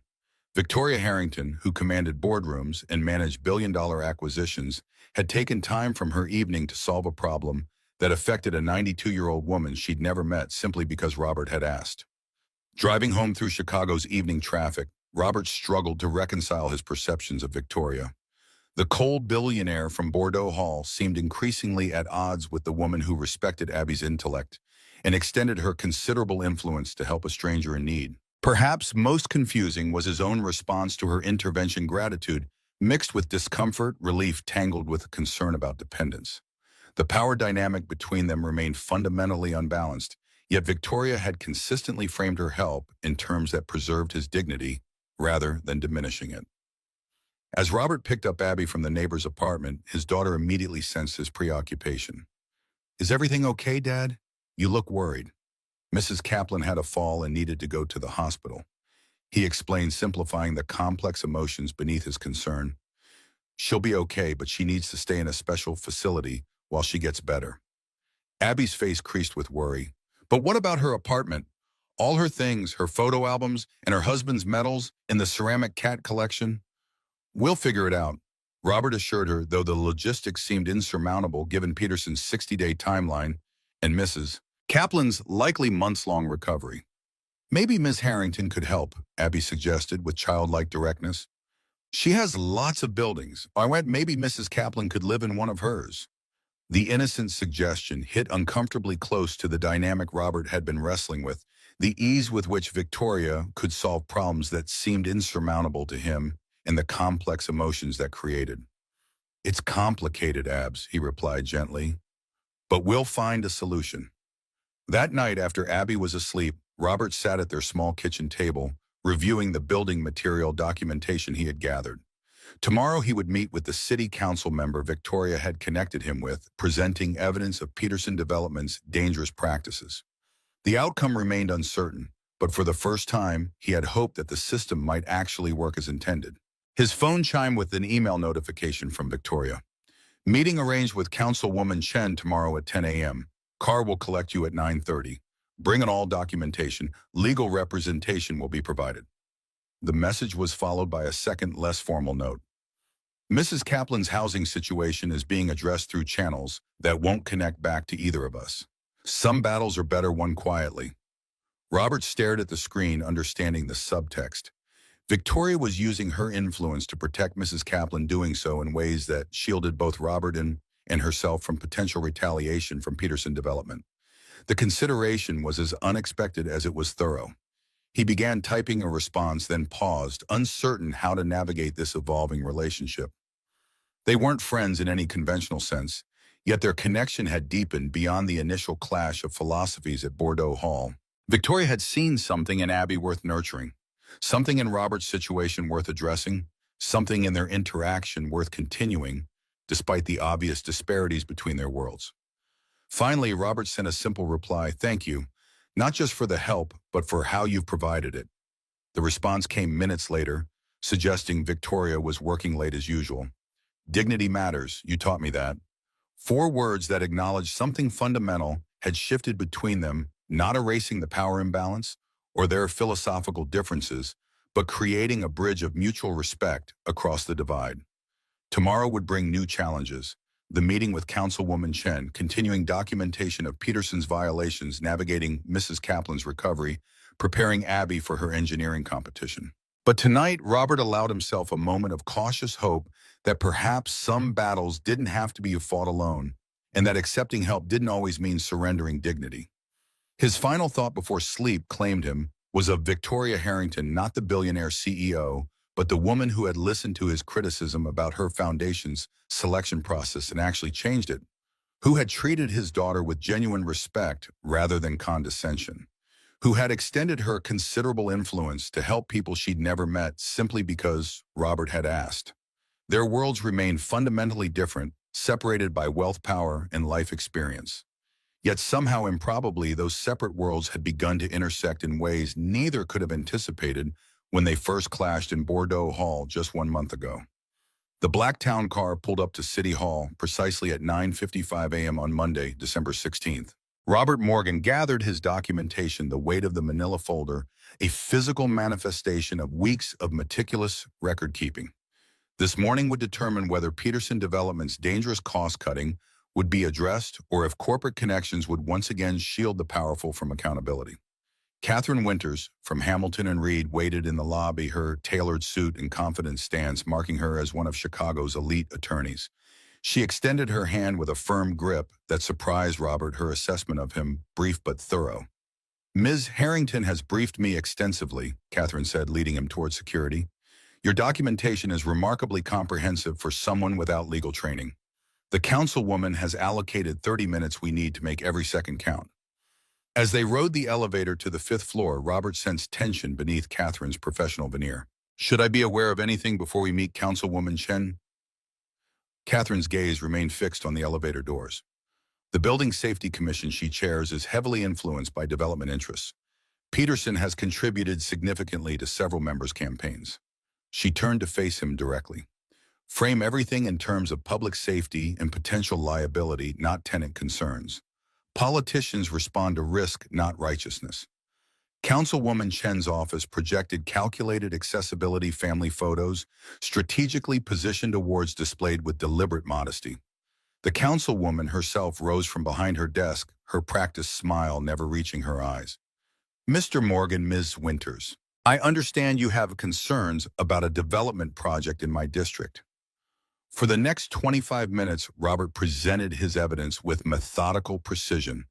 Delivery manifests for electrical components failing to meet code requirements, photographs of counterfeit circuit breakers installed in previous Peterson properties, documentation of safety violations that had resulted in injuries at other sites. He concluded with floor plans showing how the proposed renovation would create multiple fire hazards in violation of city ordinances. Councilwoman Chen listened with increasing discomfort, her political instincts visibly calculating risk factors. When Robert finished, she tapped her pen against her desk calendar, avoiding direct eye contact. "These allegations certainly warrant investigation, Mr. Morgan. However, we must be careful not to impede development based on technical disagreements." Catherine leaned forward slightly. "Councilwoman, with respect, these aren't technical disagreements. There are documented safety violations identical to those that resulted in 3 deaths during the River North fire last January." Her tone remained pleasant, but the implication hung clearly in the air. "The Tribune's investigative team has shown particular interest in the relationship between building code enforcement and campaign finance." The councilwoman's expression shifted imperceptibly. "I take public safety very seriously, Ms. Winters. My office will arrange emergency inspections within 48 hours. She slid her business card across the desk. "Please contact my chief of staff directly with any additional information." Outside City Hall, Catherine's professional reserve softened slightly. "That went better than expected." Chen recognized she's more vulnerable to association with a preventable tragedy than to losing a developer's support. "I didn't mention the Tribune," Robert noted, puzzled by the reference. Catherine's smile was knowing. "No, but Ms. Harrington did when she called Chen's chief of staff yesterday. Victoria has a remarkable talent for creating leverage where none should exist." The revelation shouldn't have surprised Robert, yet it did not the action itself, but the fact that Victoria hadn't mentioned it, hadn't sought credit for creating the opening they needed. "Will it be enough?" he asked as they approached the waiting car. "Depends on what the inspectors find and document. Chen will protect herself first, Peterson second, and the public third in that order. But with proper documentation, even political connections won't suffice to ignore 17 critical safety violations." As Catherine handed Robert her card, she added something unexpected. "Miss Harrington rarely involves herself personally in these matters, Mr. Morgan. I've represented her for 8 years, and I've never seen her commit resources like this outside of corporate interests." Her gaze was direct, professional, but curious. "Whatever impression you've made, it's unprecedented." Before Robert could respond, she was walking away, leaving him with the unsettling awareness that his connection to Victoria had become a subject of speculation among her inner circle. He settled into the car, his phone vibrating with a text from Victoria. "Meeting outcome." Robert hesitated only briefly. "Inspections scheduled within 48 hours. Your attorney was extremely effective. The response came quickly. She's the best. Keep me informed of developments. The exchange was professional, focused entirely on the immediate issue rather than the increasingly complex dynamic evolving between them. Yet Robert found himself studying Victoria's messages for subtext, for hints of the person behind the power, a habit he'd never developed with anyone else. The car had barely pulled away from City Hall when his phone rang Peterson Development's number. Robert silenced it, preferring to have that confrontation on his own terms. The reprieve lasted only until he reached his building where Peterson himself waited in the lobby, fury barely contained behind an expensive suit. "Morgan, my office, now." Peterson's tone left no room for negotiation. Inside the cramped management office, Peterson closed the door with controlled violence. "You went to the city council behind my back." The words emerged with careful restraint, but rage simmered beneath each syllable. "I reported legitimate safety concerns through appropriate channels," Robert replied calmly. "The same concerns I've documented in maintenance reports for months. Those reports were addressed. You were instructed to focus on your assigned duties." "My assigned duties include ensuring this building meets safety codes. The materials you've ordered don't meet those codes. They put lives at risk." Peterson's composure cracked, his voice dropping to a dangerous whisper. "You're fired effective immediately. Clear out your apartment by Friday. And if you think your little crusade will change anything, remember I have connections throughout this industry. One call from me, and you'll be unhireable in Chicago." Robert had anticipated this moment, had prepared mentally since accepting Victoria's help, yet the reality still struck with physical force. Not just unemployment, but homelessness during Chicago's harshest season, with Abby depending on him. "You can fire me," Robert acknowledged, "but the inspection is still happening. The documentation is already submitted. Firing me doesn't erase safety violations." Peterson's smile held no warmth. "Perhaps not, but it makes your life significantly more difficult." He leaned closer. "References matter in this industry, Morgan. How long can a single father survive unemployed? How much stability can you provide your daughter while jobless and homeless?" The threat wasn't subtle, and its implications for Abby's future sent cold fear through Robert's chest. Yet beneath that fear burned something stronger, the certainty that protecting vulnerable residents from dangerous conditions was worth whatever personal cost he might bear. "Threats don't change facts, Mr. Peterson. The inspection will proceed regardless. Get out of my office. Your final check will be mailed minus damages for breach of confidentiality clauses in your contract." Robert left without further argument, understanding that Peterson's retaliation was just beginning. As he climbed the stairs to his apartment, the weight of consequences pressed against his shoulders. He had anticipated being fired, but the threat of being blacklisted throughout the industry carried implications for Abby that twisted his stomach into knots. His instinct was to call Victoria to update her on these developments, yet something held him back. Their arrangement had focused on documenting safety violations, not managing the personal fallout of his whistleblowing. Asking for her intervention yet again felt like crossing a boundary he wasn't certain should be crossed. Instead, Robert called Dave, explaining the situation in measured tones that belied his internal turmoil. "Jesus, Rob, Peterson's not messing around. He's got connections with half the property management companies in the city." "I know, but the safety violations are real. People could pay him if those materials are installed." Dave's sigh carried through the line. "Always the hero. Look, I'll ask around about positions, but finding something before Christmas will be tough. You've got savings to tide you over." Robert's silence answered more eloquently than words could have. "That's what I thought. What about a place to stay?" "We'll figure something out." Robert ended the call before Dave could press further, unwilling to reveal the full extent of his vulnerability. Throughout that evening and the next day, Robert divided his time between updating his resume, contacting industry connections, and preparing Abby for the possibility of moving. He framed it as an adventure rather than a crisis, but her perceptive eyes caught the tension he couldn't fully disguise. "Is this because you reported the dangerous wires?" she asked that night as they sat at their small kitchen table. "Partly," Robert admitted, never sugarcoating reality for his daughter. Mr. Peterson wasn't happy about that. "But you did the right thing," Abby stated with absolute certainty. "You always say safety comes first, even when it's inconvenient." Her simple faith in his principles both comforted and intensified Robert's determination. Whatever came next, he would face it without compromising the values he was teaching her. By Wednesday morning, December 18th, Robert had submitted applications to 17 positions with only one lukewarm response. Peterson's influence was already evident in the polite but firm rejections from companies that had previously expressed interest in his expertise.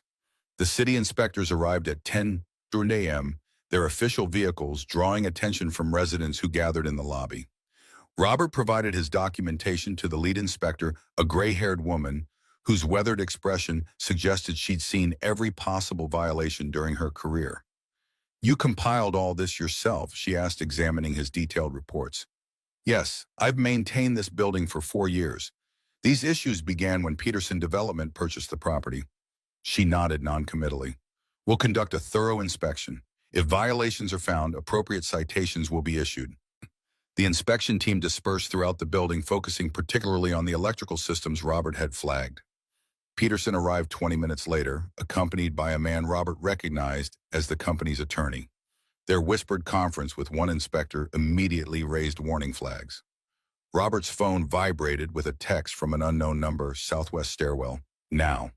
He found the lead inspector waiting there, her expression guarded. "Mr. Morgan, I'll be direct.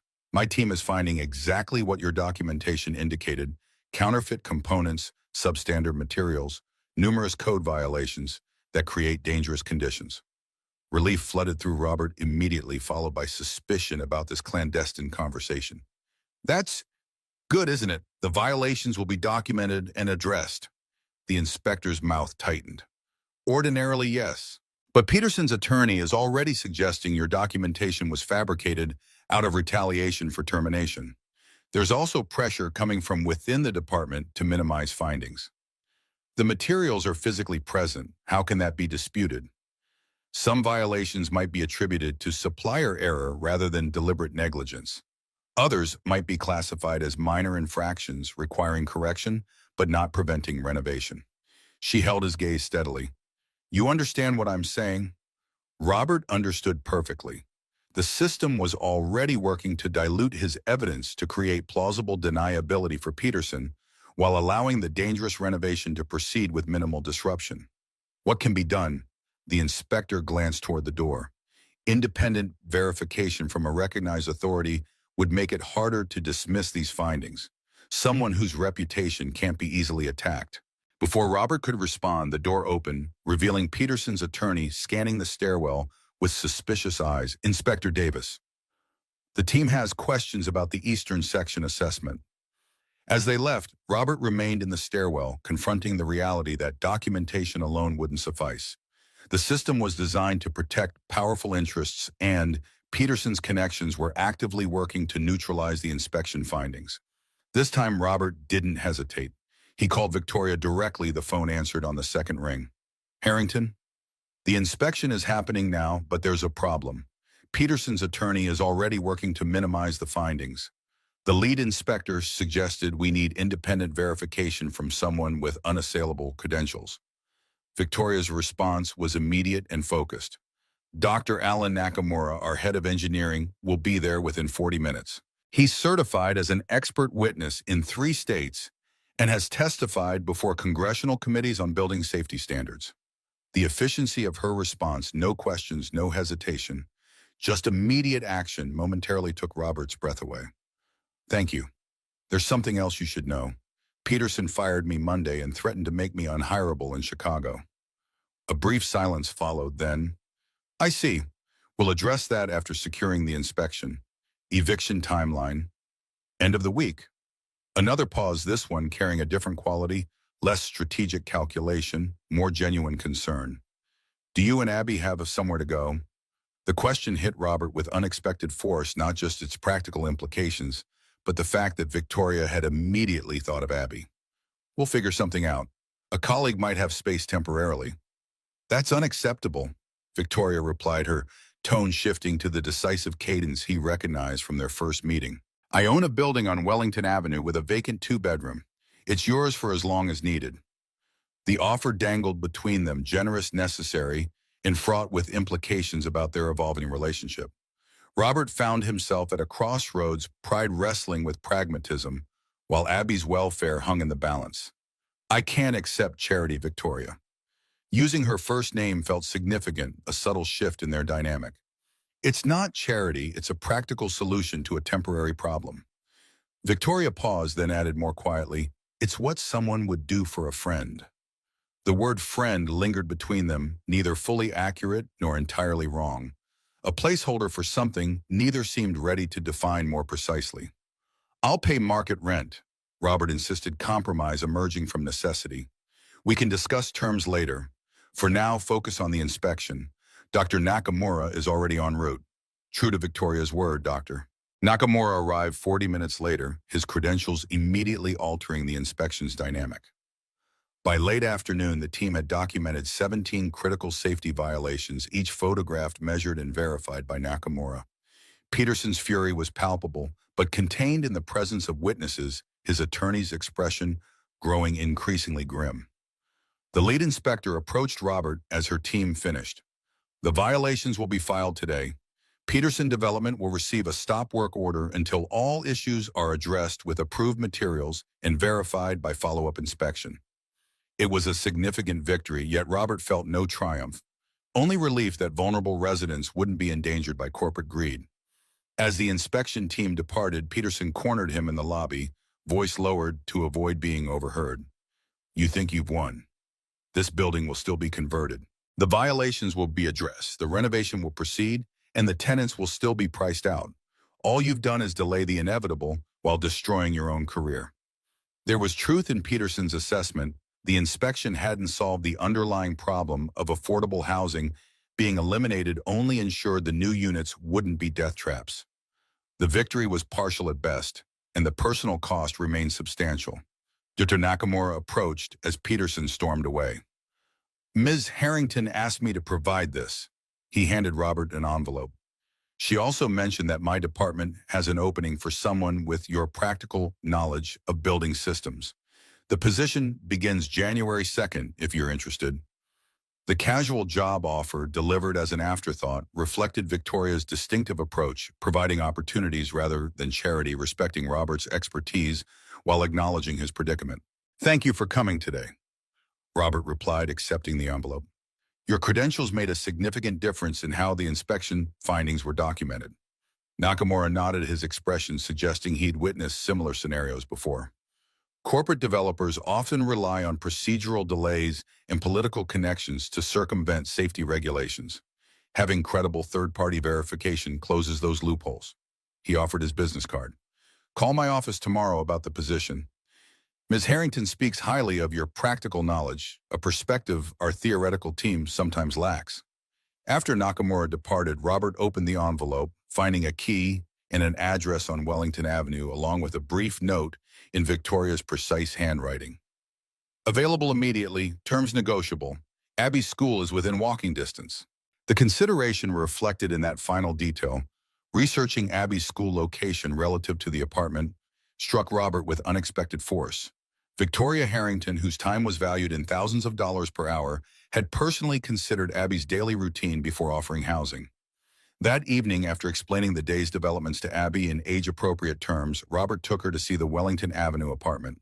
The building was modest by Victoria's standards, not luxury condominiums, but well-maintained units in a diverse neighborhood. The apartment itself was clean and functional, recently renovated, with quality materials rather than flashy upgrades.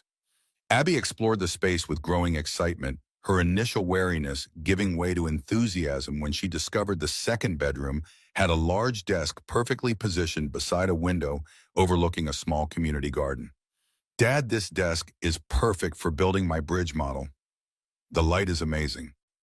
Her joy momentarily eclipsed the circumstances that had necessitated their move, her resilience once again humbling Robert. So you like it? He asked, watching her take precise steps to measure the room's dimensions, a habit that always emerged in new spaces. It's bigger than our old apartment, and no weird smell from the radiators. She paused, sudden understanding crossing her features. Is this because you stood up to Mr. Peterson about the dangerous wires? Robert sat beside her on the window seat, never shielding her from reality, but framing it to prevent unnecessary fear. Partly. Mr. Peterson wasn't unhappy that I reported the safety problems. But this apartment belongs to Ms. Ryan Harrington, and she's letting us stay here while I find a new job. Abby considered this with the serious analysis she applied to all problems. Is she doing it because she likes you? The question delivered with 9-year-old directness caught Robert completely off guard. What makes you ask that? The way she looked at you at her laboratory. Like she was trying to figure out a really interesting puzzle. Abby shrugged. Plus, she keeps helping us, and you keep trying not to accept the help. And it's kind of like this movie we watched in social studies about Pride and Prejudice. Robert couldn't help but laugh, the sound surprising them both. I think Ms. Harrington is just being kind, Abs. Sometimes people do nice things without romantic motivations. If you say so. Abby's tone carried exaggerated skepticism that only children can perfect. Can we stay here, though? It's really nice and it's only 12 blocks from school. I counted on the map. Looking at his daughter's hopeful expression, Robert felt the last of his resistance crumbling. They needed this apartment not just physically, but emotionally. The stability it offered would allow Abby to focus on her engineering competition rather than worrying about their living situation. Yes, we can stay. I'll work out the details with Ms. Harrington. Good, Abby nodded decisively, because my bridge model needs a stable environment for and adhesive to cure properly. Later that night, and after settling Abby in her new room, Robert finally called Victoria. Their conversation was brief but significant, Robert insisting on paying fair market rent, Victoria countering with a figure below market, but not insultingly low, both finding compromise in a month-to-month arrangement that preserved Robert's independence while acknowledging the reality of their situation.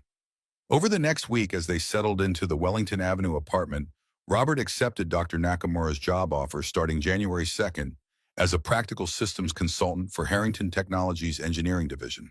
The position utilized his hands-on knowledge while offering a substantial salary increase and benefits package that would finally allow him to provide Abby with braces and start a college savings account.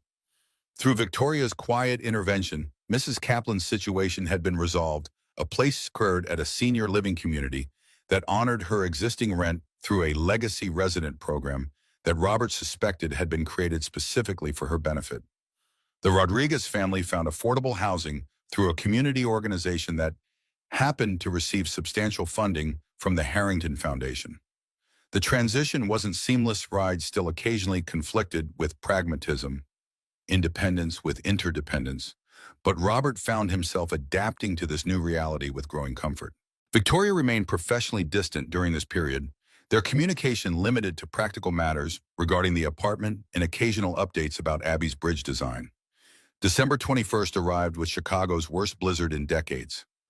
Wind howled through city streets, snow accumulated at rates that overwhelmed plowing efforts, and temperatures plummeted to dangerous levels.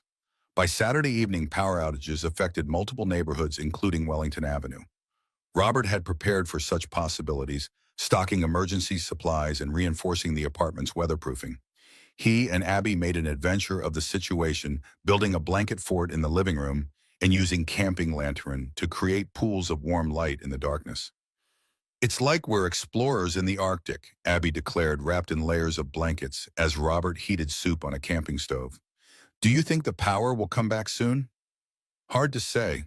Crews are working, but the storm is making repairs difficult. Robert checked his phone, finding service increasingly unreliable as cell towers switched to backup power. We're fine, though. Plenty of food, warm blankets, in each other's company. Abby nodded seriously. The most essential resources. A knock at the door interrupted their polar expedition. Robert opened it to find Victoria standing in the hallway, snowflakes melting in her hair, her usual elegant attire replaced by practical winter gear that somehow still managed to look designer quality. The building's backup generator failed, she stated without preamble. The management company can't get a repair crew here until morning due to road conditions. I've brought additional supplies. She held up a bag containing what appeared to be high-end camping equipment. Robert stared at her, momentarily speechless. You drove here, in this blizzard. I have a vehicle equipped for these conditions. Victoria glanced past him, noticing Abby's blanket fort illuminated by lantern light. Something in her expression softened. I see you're already well prepared. Dad always keeps emergency supplies, Abby called from her fort. He says it's better to have things you don't need than need things you don't have. A practical philosophy. Victoria remained in the doorway, seeming suddenly uncertain despite having navigated a blizzard without hesitation. If you're adequately supplied, I won't intrude. The formality in her tone struck Robert as oddly vulnerable. Victoria Harrington, billionaire CEO, accustomed to commanding rooms waiting for permission to enter an apartment she technically owned. Please come in, Robert offered, stepping aside. We have plenty of soup, and Abby was just about to challenge me to a card game she claims I can't win. Victoria entered, removing her snow-covered boots with unexpected domesticity. Abby emerged from her fort curiosity, overcoming shyness. Did you really drive through the blizzard just to check on us? I was concerned about the generator failure, Victoria replied, her usual precision softening as she addressed Abby directly. Wellington Avenue is an older building. The heating systems aren't as reliable as they should be during extended power outages. You could have called, Robert pointed out the observation free of accusation, merely noting the incongruity between a simple phone call and braving a historic blizzard. Victoria hesitated, the uncharacteristic uncertainty crossing her features. Cell service is becoming unreliable. In some situations warrant direct verification rather than remote monitoring. The explanation was logical yet incomplete, leaving unspoken motivations hanging in the air between them. Robert recognized something in her expression. He'd never expected to see Victoria Harrington was lonely on a stormy night before Christmas, drawn to the only people in Chicago who occupied the undefined space between professional connection and personal relationship. We're glad you came, he said simply, acknowledging her unspoken reasons without requiring her to articulate them. Abby was just explaining how her bridge design distributes tension through multiple points rather than centralized support. Victoria's posture relaxed slightly, professional confidence, returning as the conversation shifted to engineering principles. An innovative approach. Have you considered how that affects load-bearing capacity during asymmetrical stress? Abby's eyes widened with delight at being addressed as a peer rather than a child. That's exactly what I've been testing, Dad. Help me build a stress simulation platform from hardware store materials. As Abby led Victoria to examine her bridge model, temporarily set up on the apartment's dining table, Robert observed their interaction with quiet amazement. Victoria Harrington, who commanded boardrooms and managed billion-dollar acquisitions, listened to a 9-year-old's engineering theories with genuine interest and engagement, offering suggestions that respected Abby's knowledge while gently expanding her understanding. The three of them spent the evening in unexpected harmony, sharing soup, heated on the camping stove, playing card games by lantern light, and eventually gravitating toward the blanket fort when the apartment's temperature began to drop as the power outage continued. I haven't been in a blanket fort since I was about 6, Victoria admitted, as she somewhat awkwardly joined them in the improvised shelter. My brother and I used to build them when our parents were away on business trips. You have a brother? Abby asked, surprised. Is he an engineer too? A shadow crossed Victoria's expression. No, Michael works in venture capital now. We don't see much of each other. Robert recognized the careful phrasing that concealed deeper pain, the brother who had betrayed her early business efforts, as she'd mentioned during their dinner at Bordeaux Hall. Before he could change the subject, Abby pressed forward with innocent curiosity.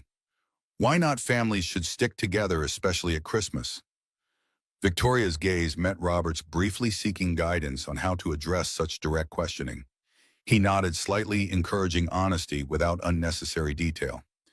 Sometimes people make choices that make it difficult to maintain close relationships, Victoria explained carefully. My brother and I had a disagreement about business ethics many years ago. We haven't resolved our differences. That's sad, Abby declared with characteristic directness. Dad says family arguments are like bridge designs. If the tension isn't properly distributed, the whole structure fails. The analogy startled a genuine laugh from Victoria, a warm, unguarded sound Robert had never heard before. Your father has a remarkable way of applying practical wisdom to complex situations. As the evening progressed, the temperature in the apartment continued to drop, despite their efforts to conserve heat. Abby eventually fell asleep within the blanket fort, wrapped in multiple layers and using her father's rolled-up coat as a pillow. Victoria and Robert sat in companionable silence, watching Abby sleep with the peaceful abandon only children can achieve during crises. The lantern light cast soft shadows across their faces, creating an intimate atmosphere that seemed to exist outside normal time and circumstance. She's remarkable, Victoria observed quietly. Her resilience, her analytical mind, her emotional intelligence. You've done an extraordinary job raising her alone.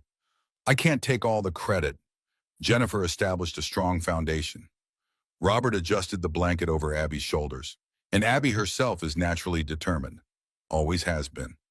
Still, the environment you've created for her, the stability, the encouragement, the balance between practical reality and optimism. That's not accidental. The compliment carried weight coming from someone who rarely offered praise without strategic purpose. Robert found himself studying Victoria's profile in the lantern light, noting how different she appeared in this setting, less the formidable CEO, more the woman who had driven through a blizzard to ensure a child's safety. Why did you really come tonight, Victoria? The question emerged without planning, direct but not confrontational. Victoria remained silent for several moments, her gaze still on Abby's sleeping form. When she finally spoke, her voice carried a vulnerability Robert had glimpsed only in fragments before. I was concerned about the generator failure. That part was true. She paused, seeming to weigh her next words carefully. But I could have sent someone to check. I could have called the building manager. There were more efficient options than personally driving through a blizzard. She turned to face him directly, the lantern light, illuminating eyes that held unexpected honesty. The truth is, when I thought about you and Abby alone in a powerless building on the coldest night of the year, I couldn't focus on anything else. I needed to see for myself that you were both safe. The admission hung between them. Not a declaration of defined feelings, but the acknowledgement of connection that transcended their initial arrangement. Robert recognized the courage it had taken Victoria to articulate even this much, to allow herself this small vulnerability after years of calculated self-protection. I'm glad you came, he said, simply, the words carrying more meaning than their surface simplicity suggested. Victoria nodded, neither pushing for more nor retreating from the moment of honesty. Instead, she shifted the conversation slightly. Abby mentioned her engineering competition is in 4 days. Will her bridge design be ready? Almost. We need to complete the final stress tests and add the decorative elements. She's determined to make it both structurally sound and aesthetically pleasing. Victoria smiled, a genuine expression that transformed her features, form and function in perfect balance. A worthy goal in engineering and in life. The philosophical observation seemed to surprise even Victoria herself, as if she hadn't intended to reveal such personal reflection. A comfortable silence settled between them, broken only by the howling wind outside and Abby's steady breathing. Eventually, Victoria checked her watch, a subtle gesture that reminded Robert of their first meeting at Bordeaux Hall. I should go. The snow has likely accumulated significantly since I arrived. You shouldn't drive in these conditions. Robert countered, practicality overriding any awkwardness about suggesting she stay. The guest room has extra blankets, or you're welcome to the couch. Either would be safer than navigating unplowed streets in a blizzard. Victoria hesitated, clearly torn between self-sufficiency and common sense. I wouldn't want to impose. It's not an imposition to keep a friend safe during a historic storm. Robert's use of friend was deliberate, echoing her earlier categorization of their relationship while acknowledging its evolution. Victoria's expression shifted subtly at the words, something unreadable passing through her eyes. After a moment, she nodded. Thank you. The couch will be fine. Robert gathered additional blankets while Victoria sent several messages on her phone, presumably rearranging whatever Sunday morning obligations awaited Chicago's most powerful CEO. The domesticity of preparing sleeping arrangements in the lantern light carried a strange intimacy, as if the blizzard had temporarily suspended the normal rules governing their complicated dynamic. I haven't had an actual sleepover since college, Victoria remarked with unexpected lightness as she accepted the blankets. Though I suspect your couch is more comfortable than the dormitory floor was back then. The glimpse into her past, Victoria Harrington participating in normal collegiate experiences, rather than emerging fully formed as a corporate titan, reminded Robert of the human being beneath the power and influence that typically defined her. If Abby wakes up and finds you still here in the morning, be prepared for relentless questioning, he warned with a smile. She's been developing theories about our relationship that would make Jane Austen proud. Victoria's eyebrow arched with amused curiosity. Oh, and what conclusions has your daughter drawn? That you're helping us because you like me, not just out of general kindness. Robert kept his tone light, though the statement carried weight they both recognized. She apparently observed you looking at me like an interesting puzzle during our visit to your laboratory. To his surprise, Victoria didn't dismiss Abby's observation with a corporate deflection or change the subject. Instead, she considered it thoughtfully. Children often perceive dynamics adults try to obscure, even from themselves. And the response acknowledged something neither had directly addressed, that their connection had evolved beyond professional collaboration or casual acquaintance into territory neither seemed ready to explicitly define. Abby has always been perceptive. Robert agreed, allowing the conversation to rest in that ambiguous space rather than forcing clarity neither was prepared to articulate. Morning arrived with blindingly bright sunlight, reflecting off pristine snow.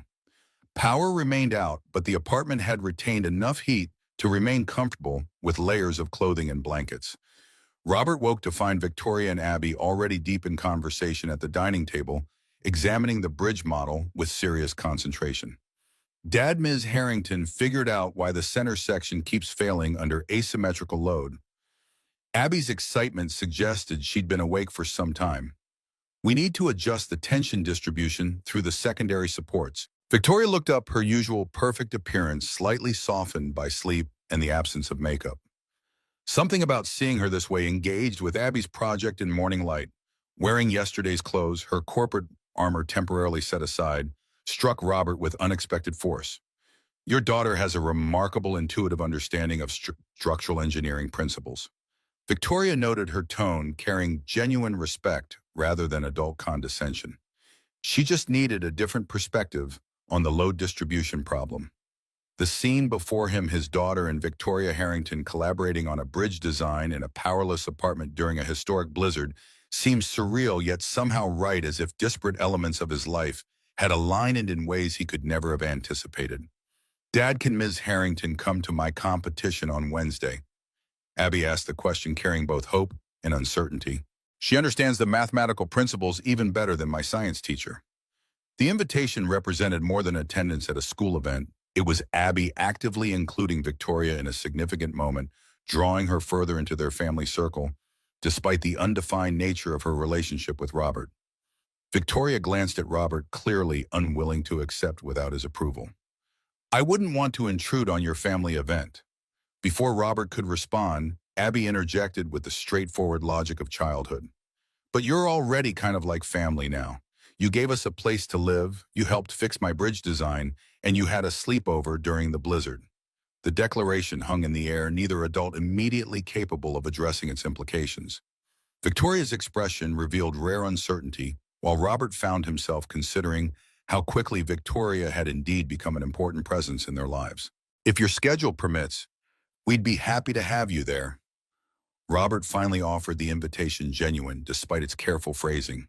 Victoria's professional mask briefly reasserted itself as she checked her phone, a gesture that seemed almost habitual rather than necessary. I have a board meeting that morning, but I could certainly attend the afternoon competition session. The acceptance, delivered with characteristic precision yet underlying warmth, sealed something unspoken between them.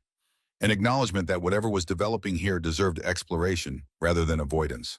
Power returned to Wellington Avenue shortly before noon, civilization reasserting itself through humming appliances and functioning heat. Victoria departed once road conditions improved, her SUV's specialized tires handling the snow-covered streets with the same efficiency she applied to all challenges.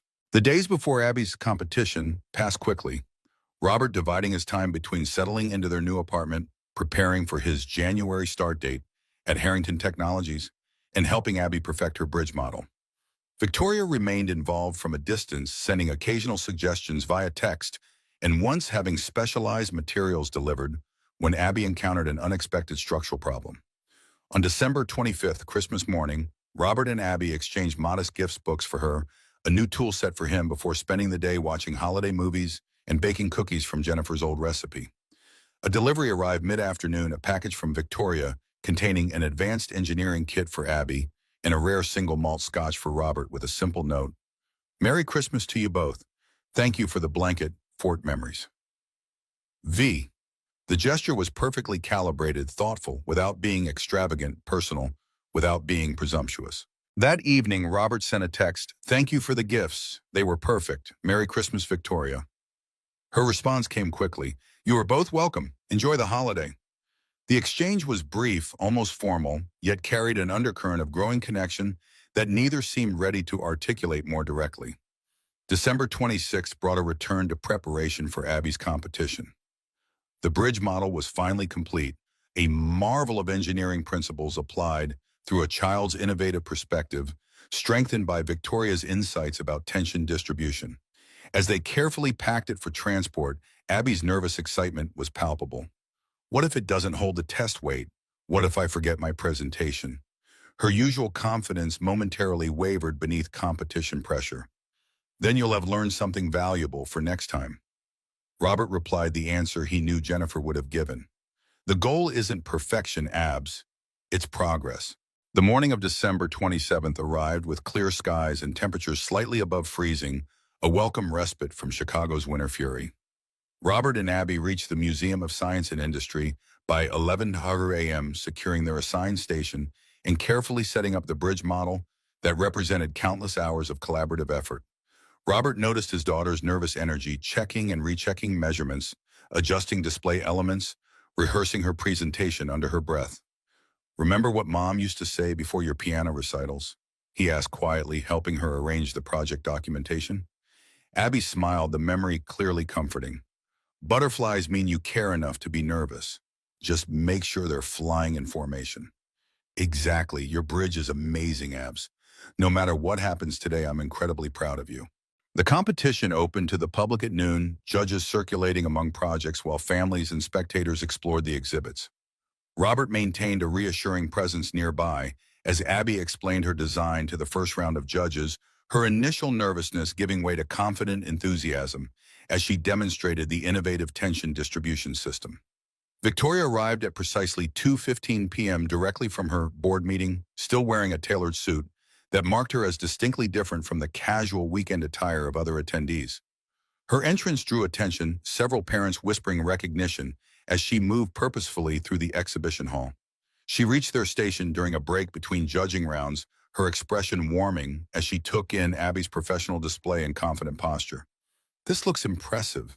How has the judging gone so far?" Abby launched into a detailed analysis of the judges' questions and her responses as technical terminology flowing easily as she explained structural principles that would challenge many adults. Victoria listened attentively, offering a suggestion for the final judging round that Abby immediately incorporated into her presentation strategy. Robert observed their interaction with quiet amazement, his daughter and Victoria Harrington discussing engineering concepts as peers, despite the 33-year age difference between them. Something about witnessing this connection, Victoria's brilliant mind engaging with Abby's developing intellect, without condescension or simplification, affected Robert more deeply than he'd anticipated. The final judging round began at 3:30 with each finalist given 5 minutes to present their project to the complete panel. Abby's turn came third, her voice steady as she explained how her bridge design distributed tension through multiple points rather than centralized support, allowing for greater stability during asymmetrical stress conditions. When a judge asked about real-world applications, Abby confidently referenced the Millau Viaduct in France and the Akashi Kaikyo Bridge in Japan, demonstrating knowledge that clearly exceeded the panel's expectations for a fourth grader. Her final demonstration, applying progressive weight to different sections of the model to show its resilience, drew appreciative nods from the engineering professors on the panel. As Abby returned to their station after her presentation, both Robert and Victoria offered quiet congratulations, their shared pride creating a moment of unexpected unity. The award ceremony wouldn't occur for another hour, leaving time for them to explore other exhibits together. Walking through the museum's extensive exhibits, Robert found himself watching Victoria's interactions with Abby. The respectful attention she gave to a child's observations, the way she expanded concepts without oversimplifying, her genuine engagement with Abby's perspective rather than merely humoring her. Each interaction revealed dimensions of Victoria that contradicted her public reputation for coldness and detachment. When the announcement came for participants to return for the awards ceremony, Victoria hesitated, suddenly appearing uncertain of her place in this family moment. Perhaps I should give you both space for this part. It's really a parent-child occasion. Before Robert could respond, Abby grasped Victoria's hand with the unself-conscious directness of childhood. But you helped design the tension distribution system. You're part of our team now. The simple declaration seemed to affect Victoria deeply, her usual composure momentarily wavering as she allowed herself to be led back toward the competition area.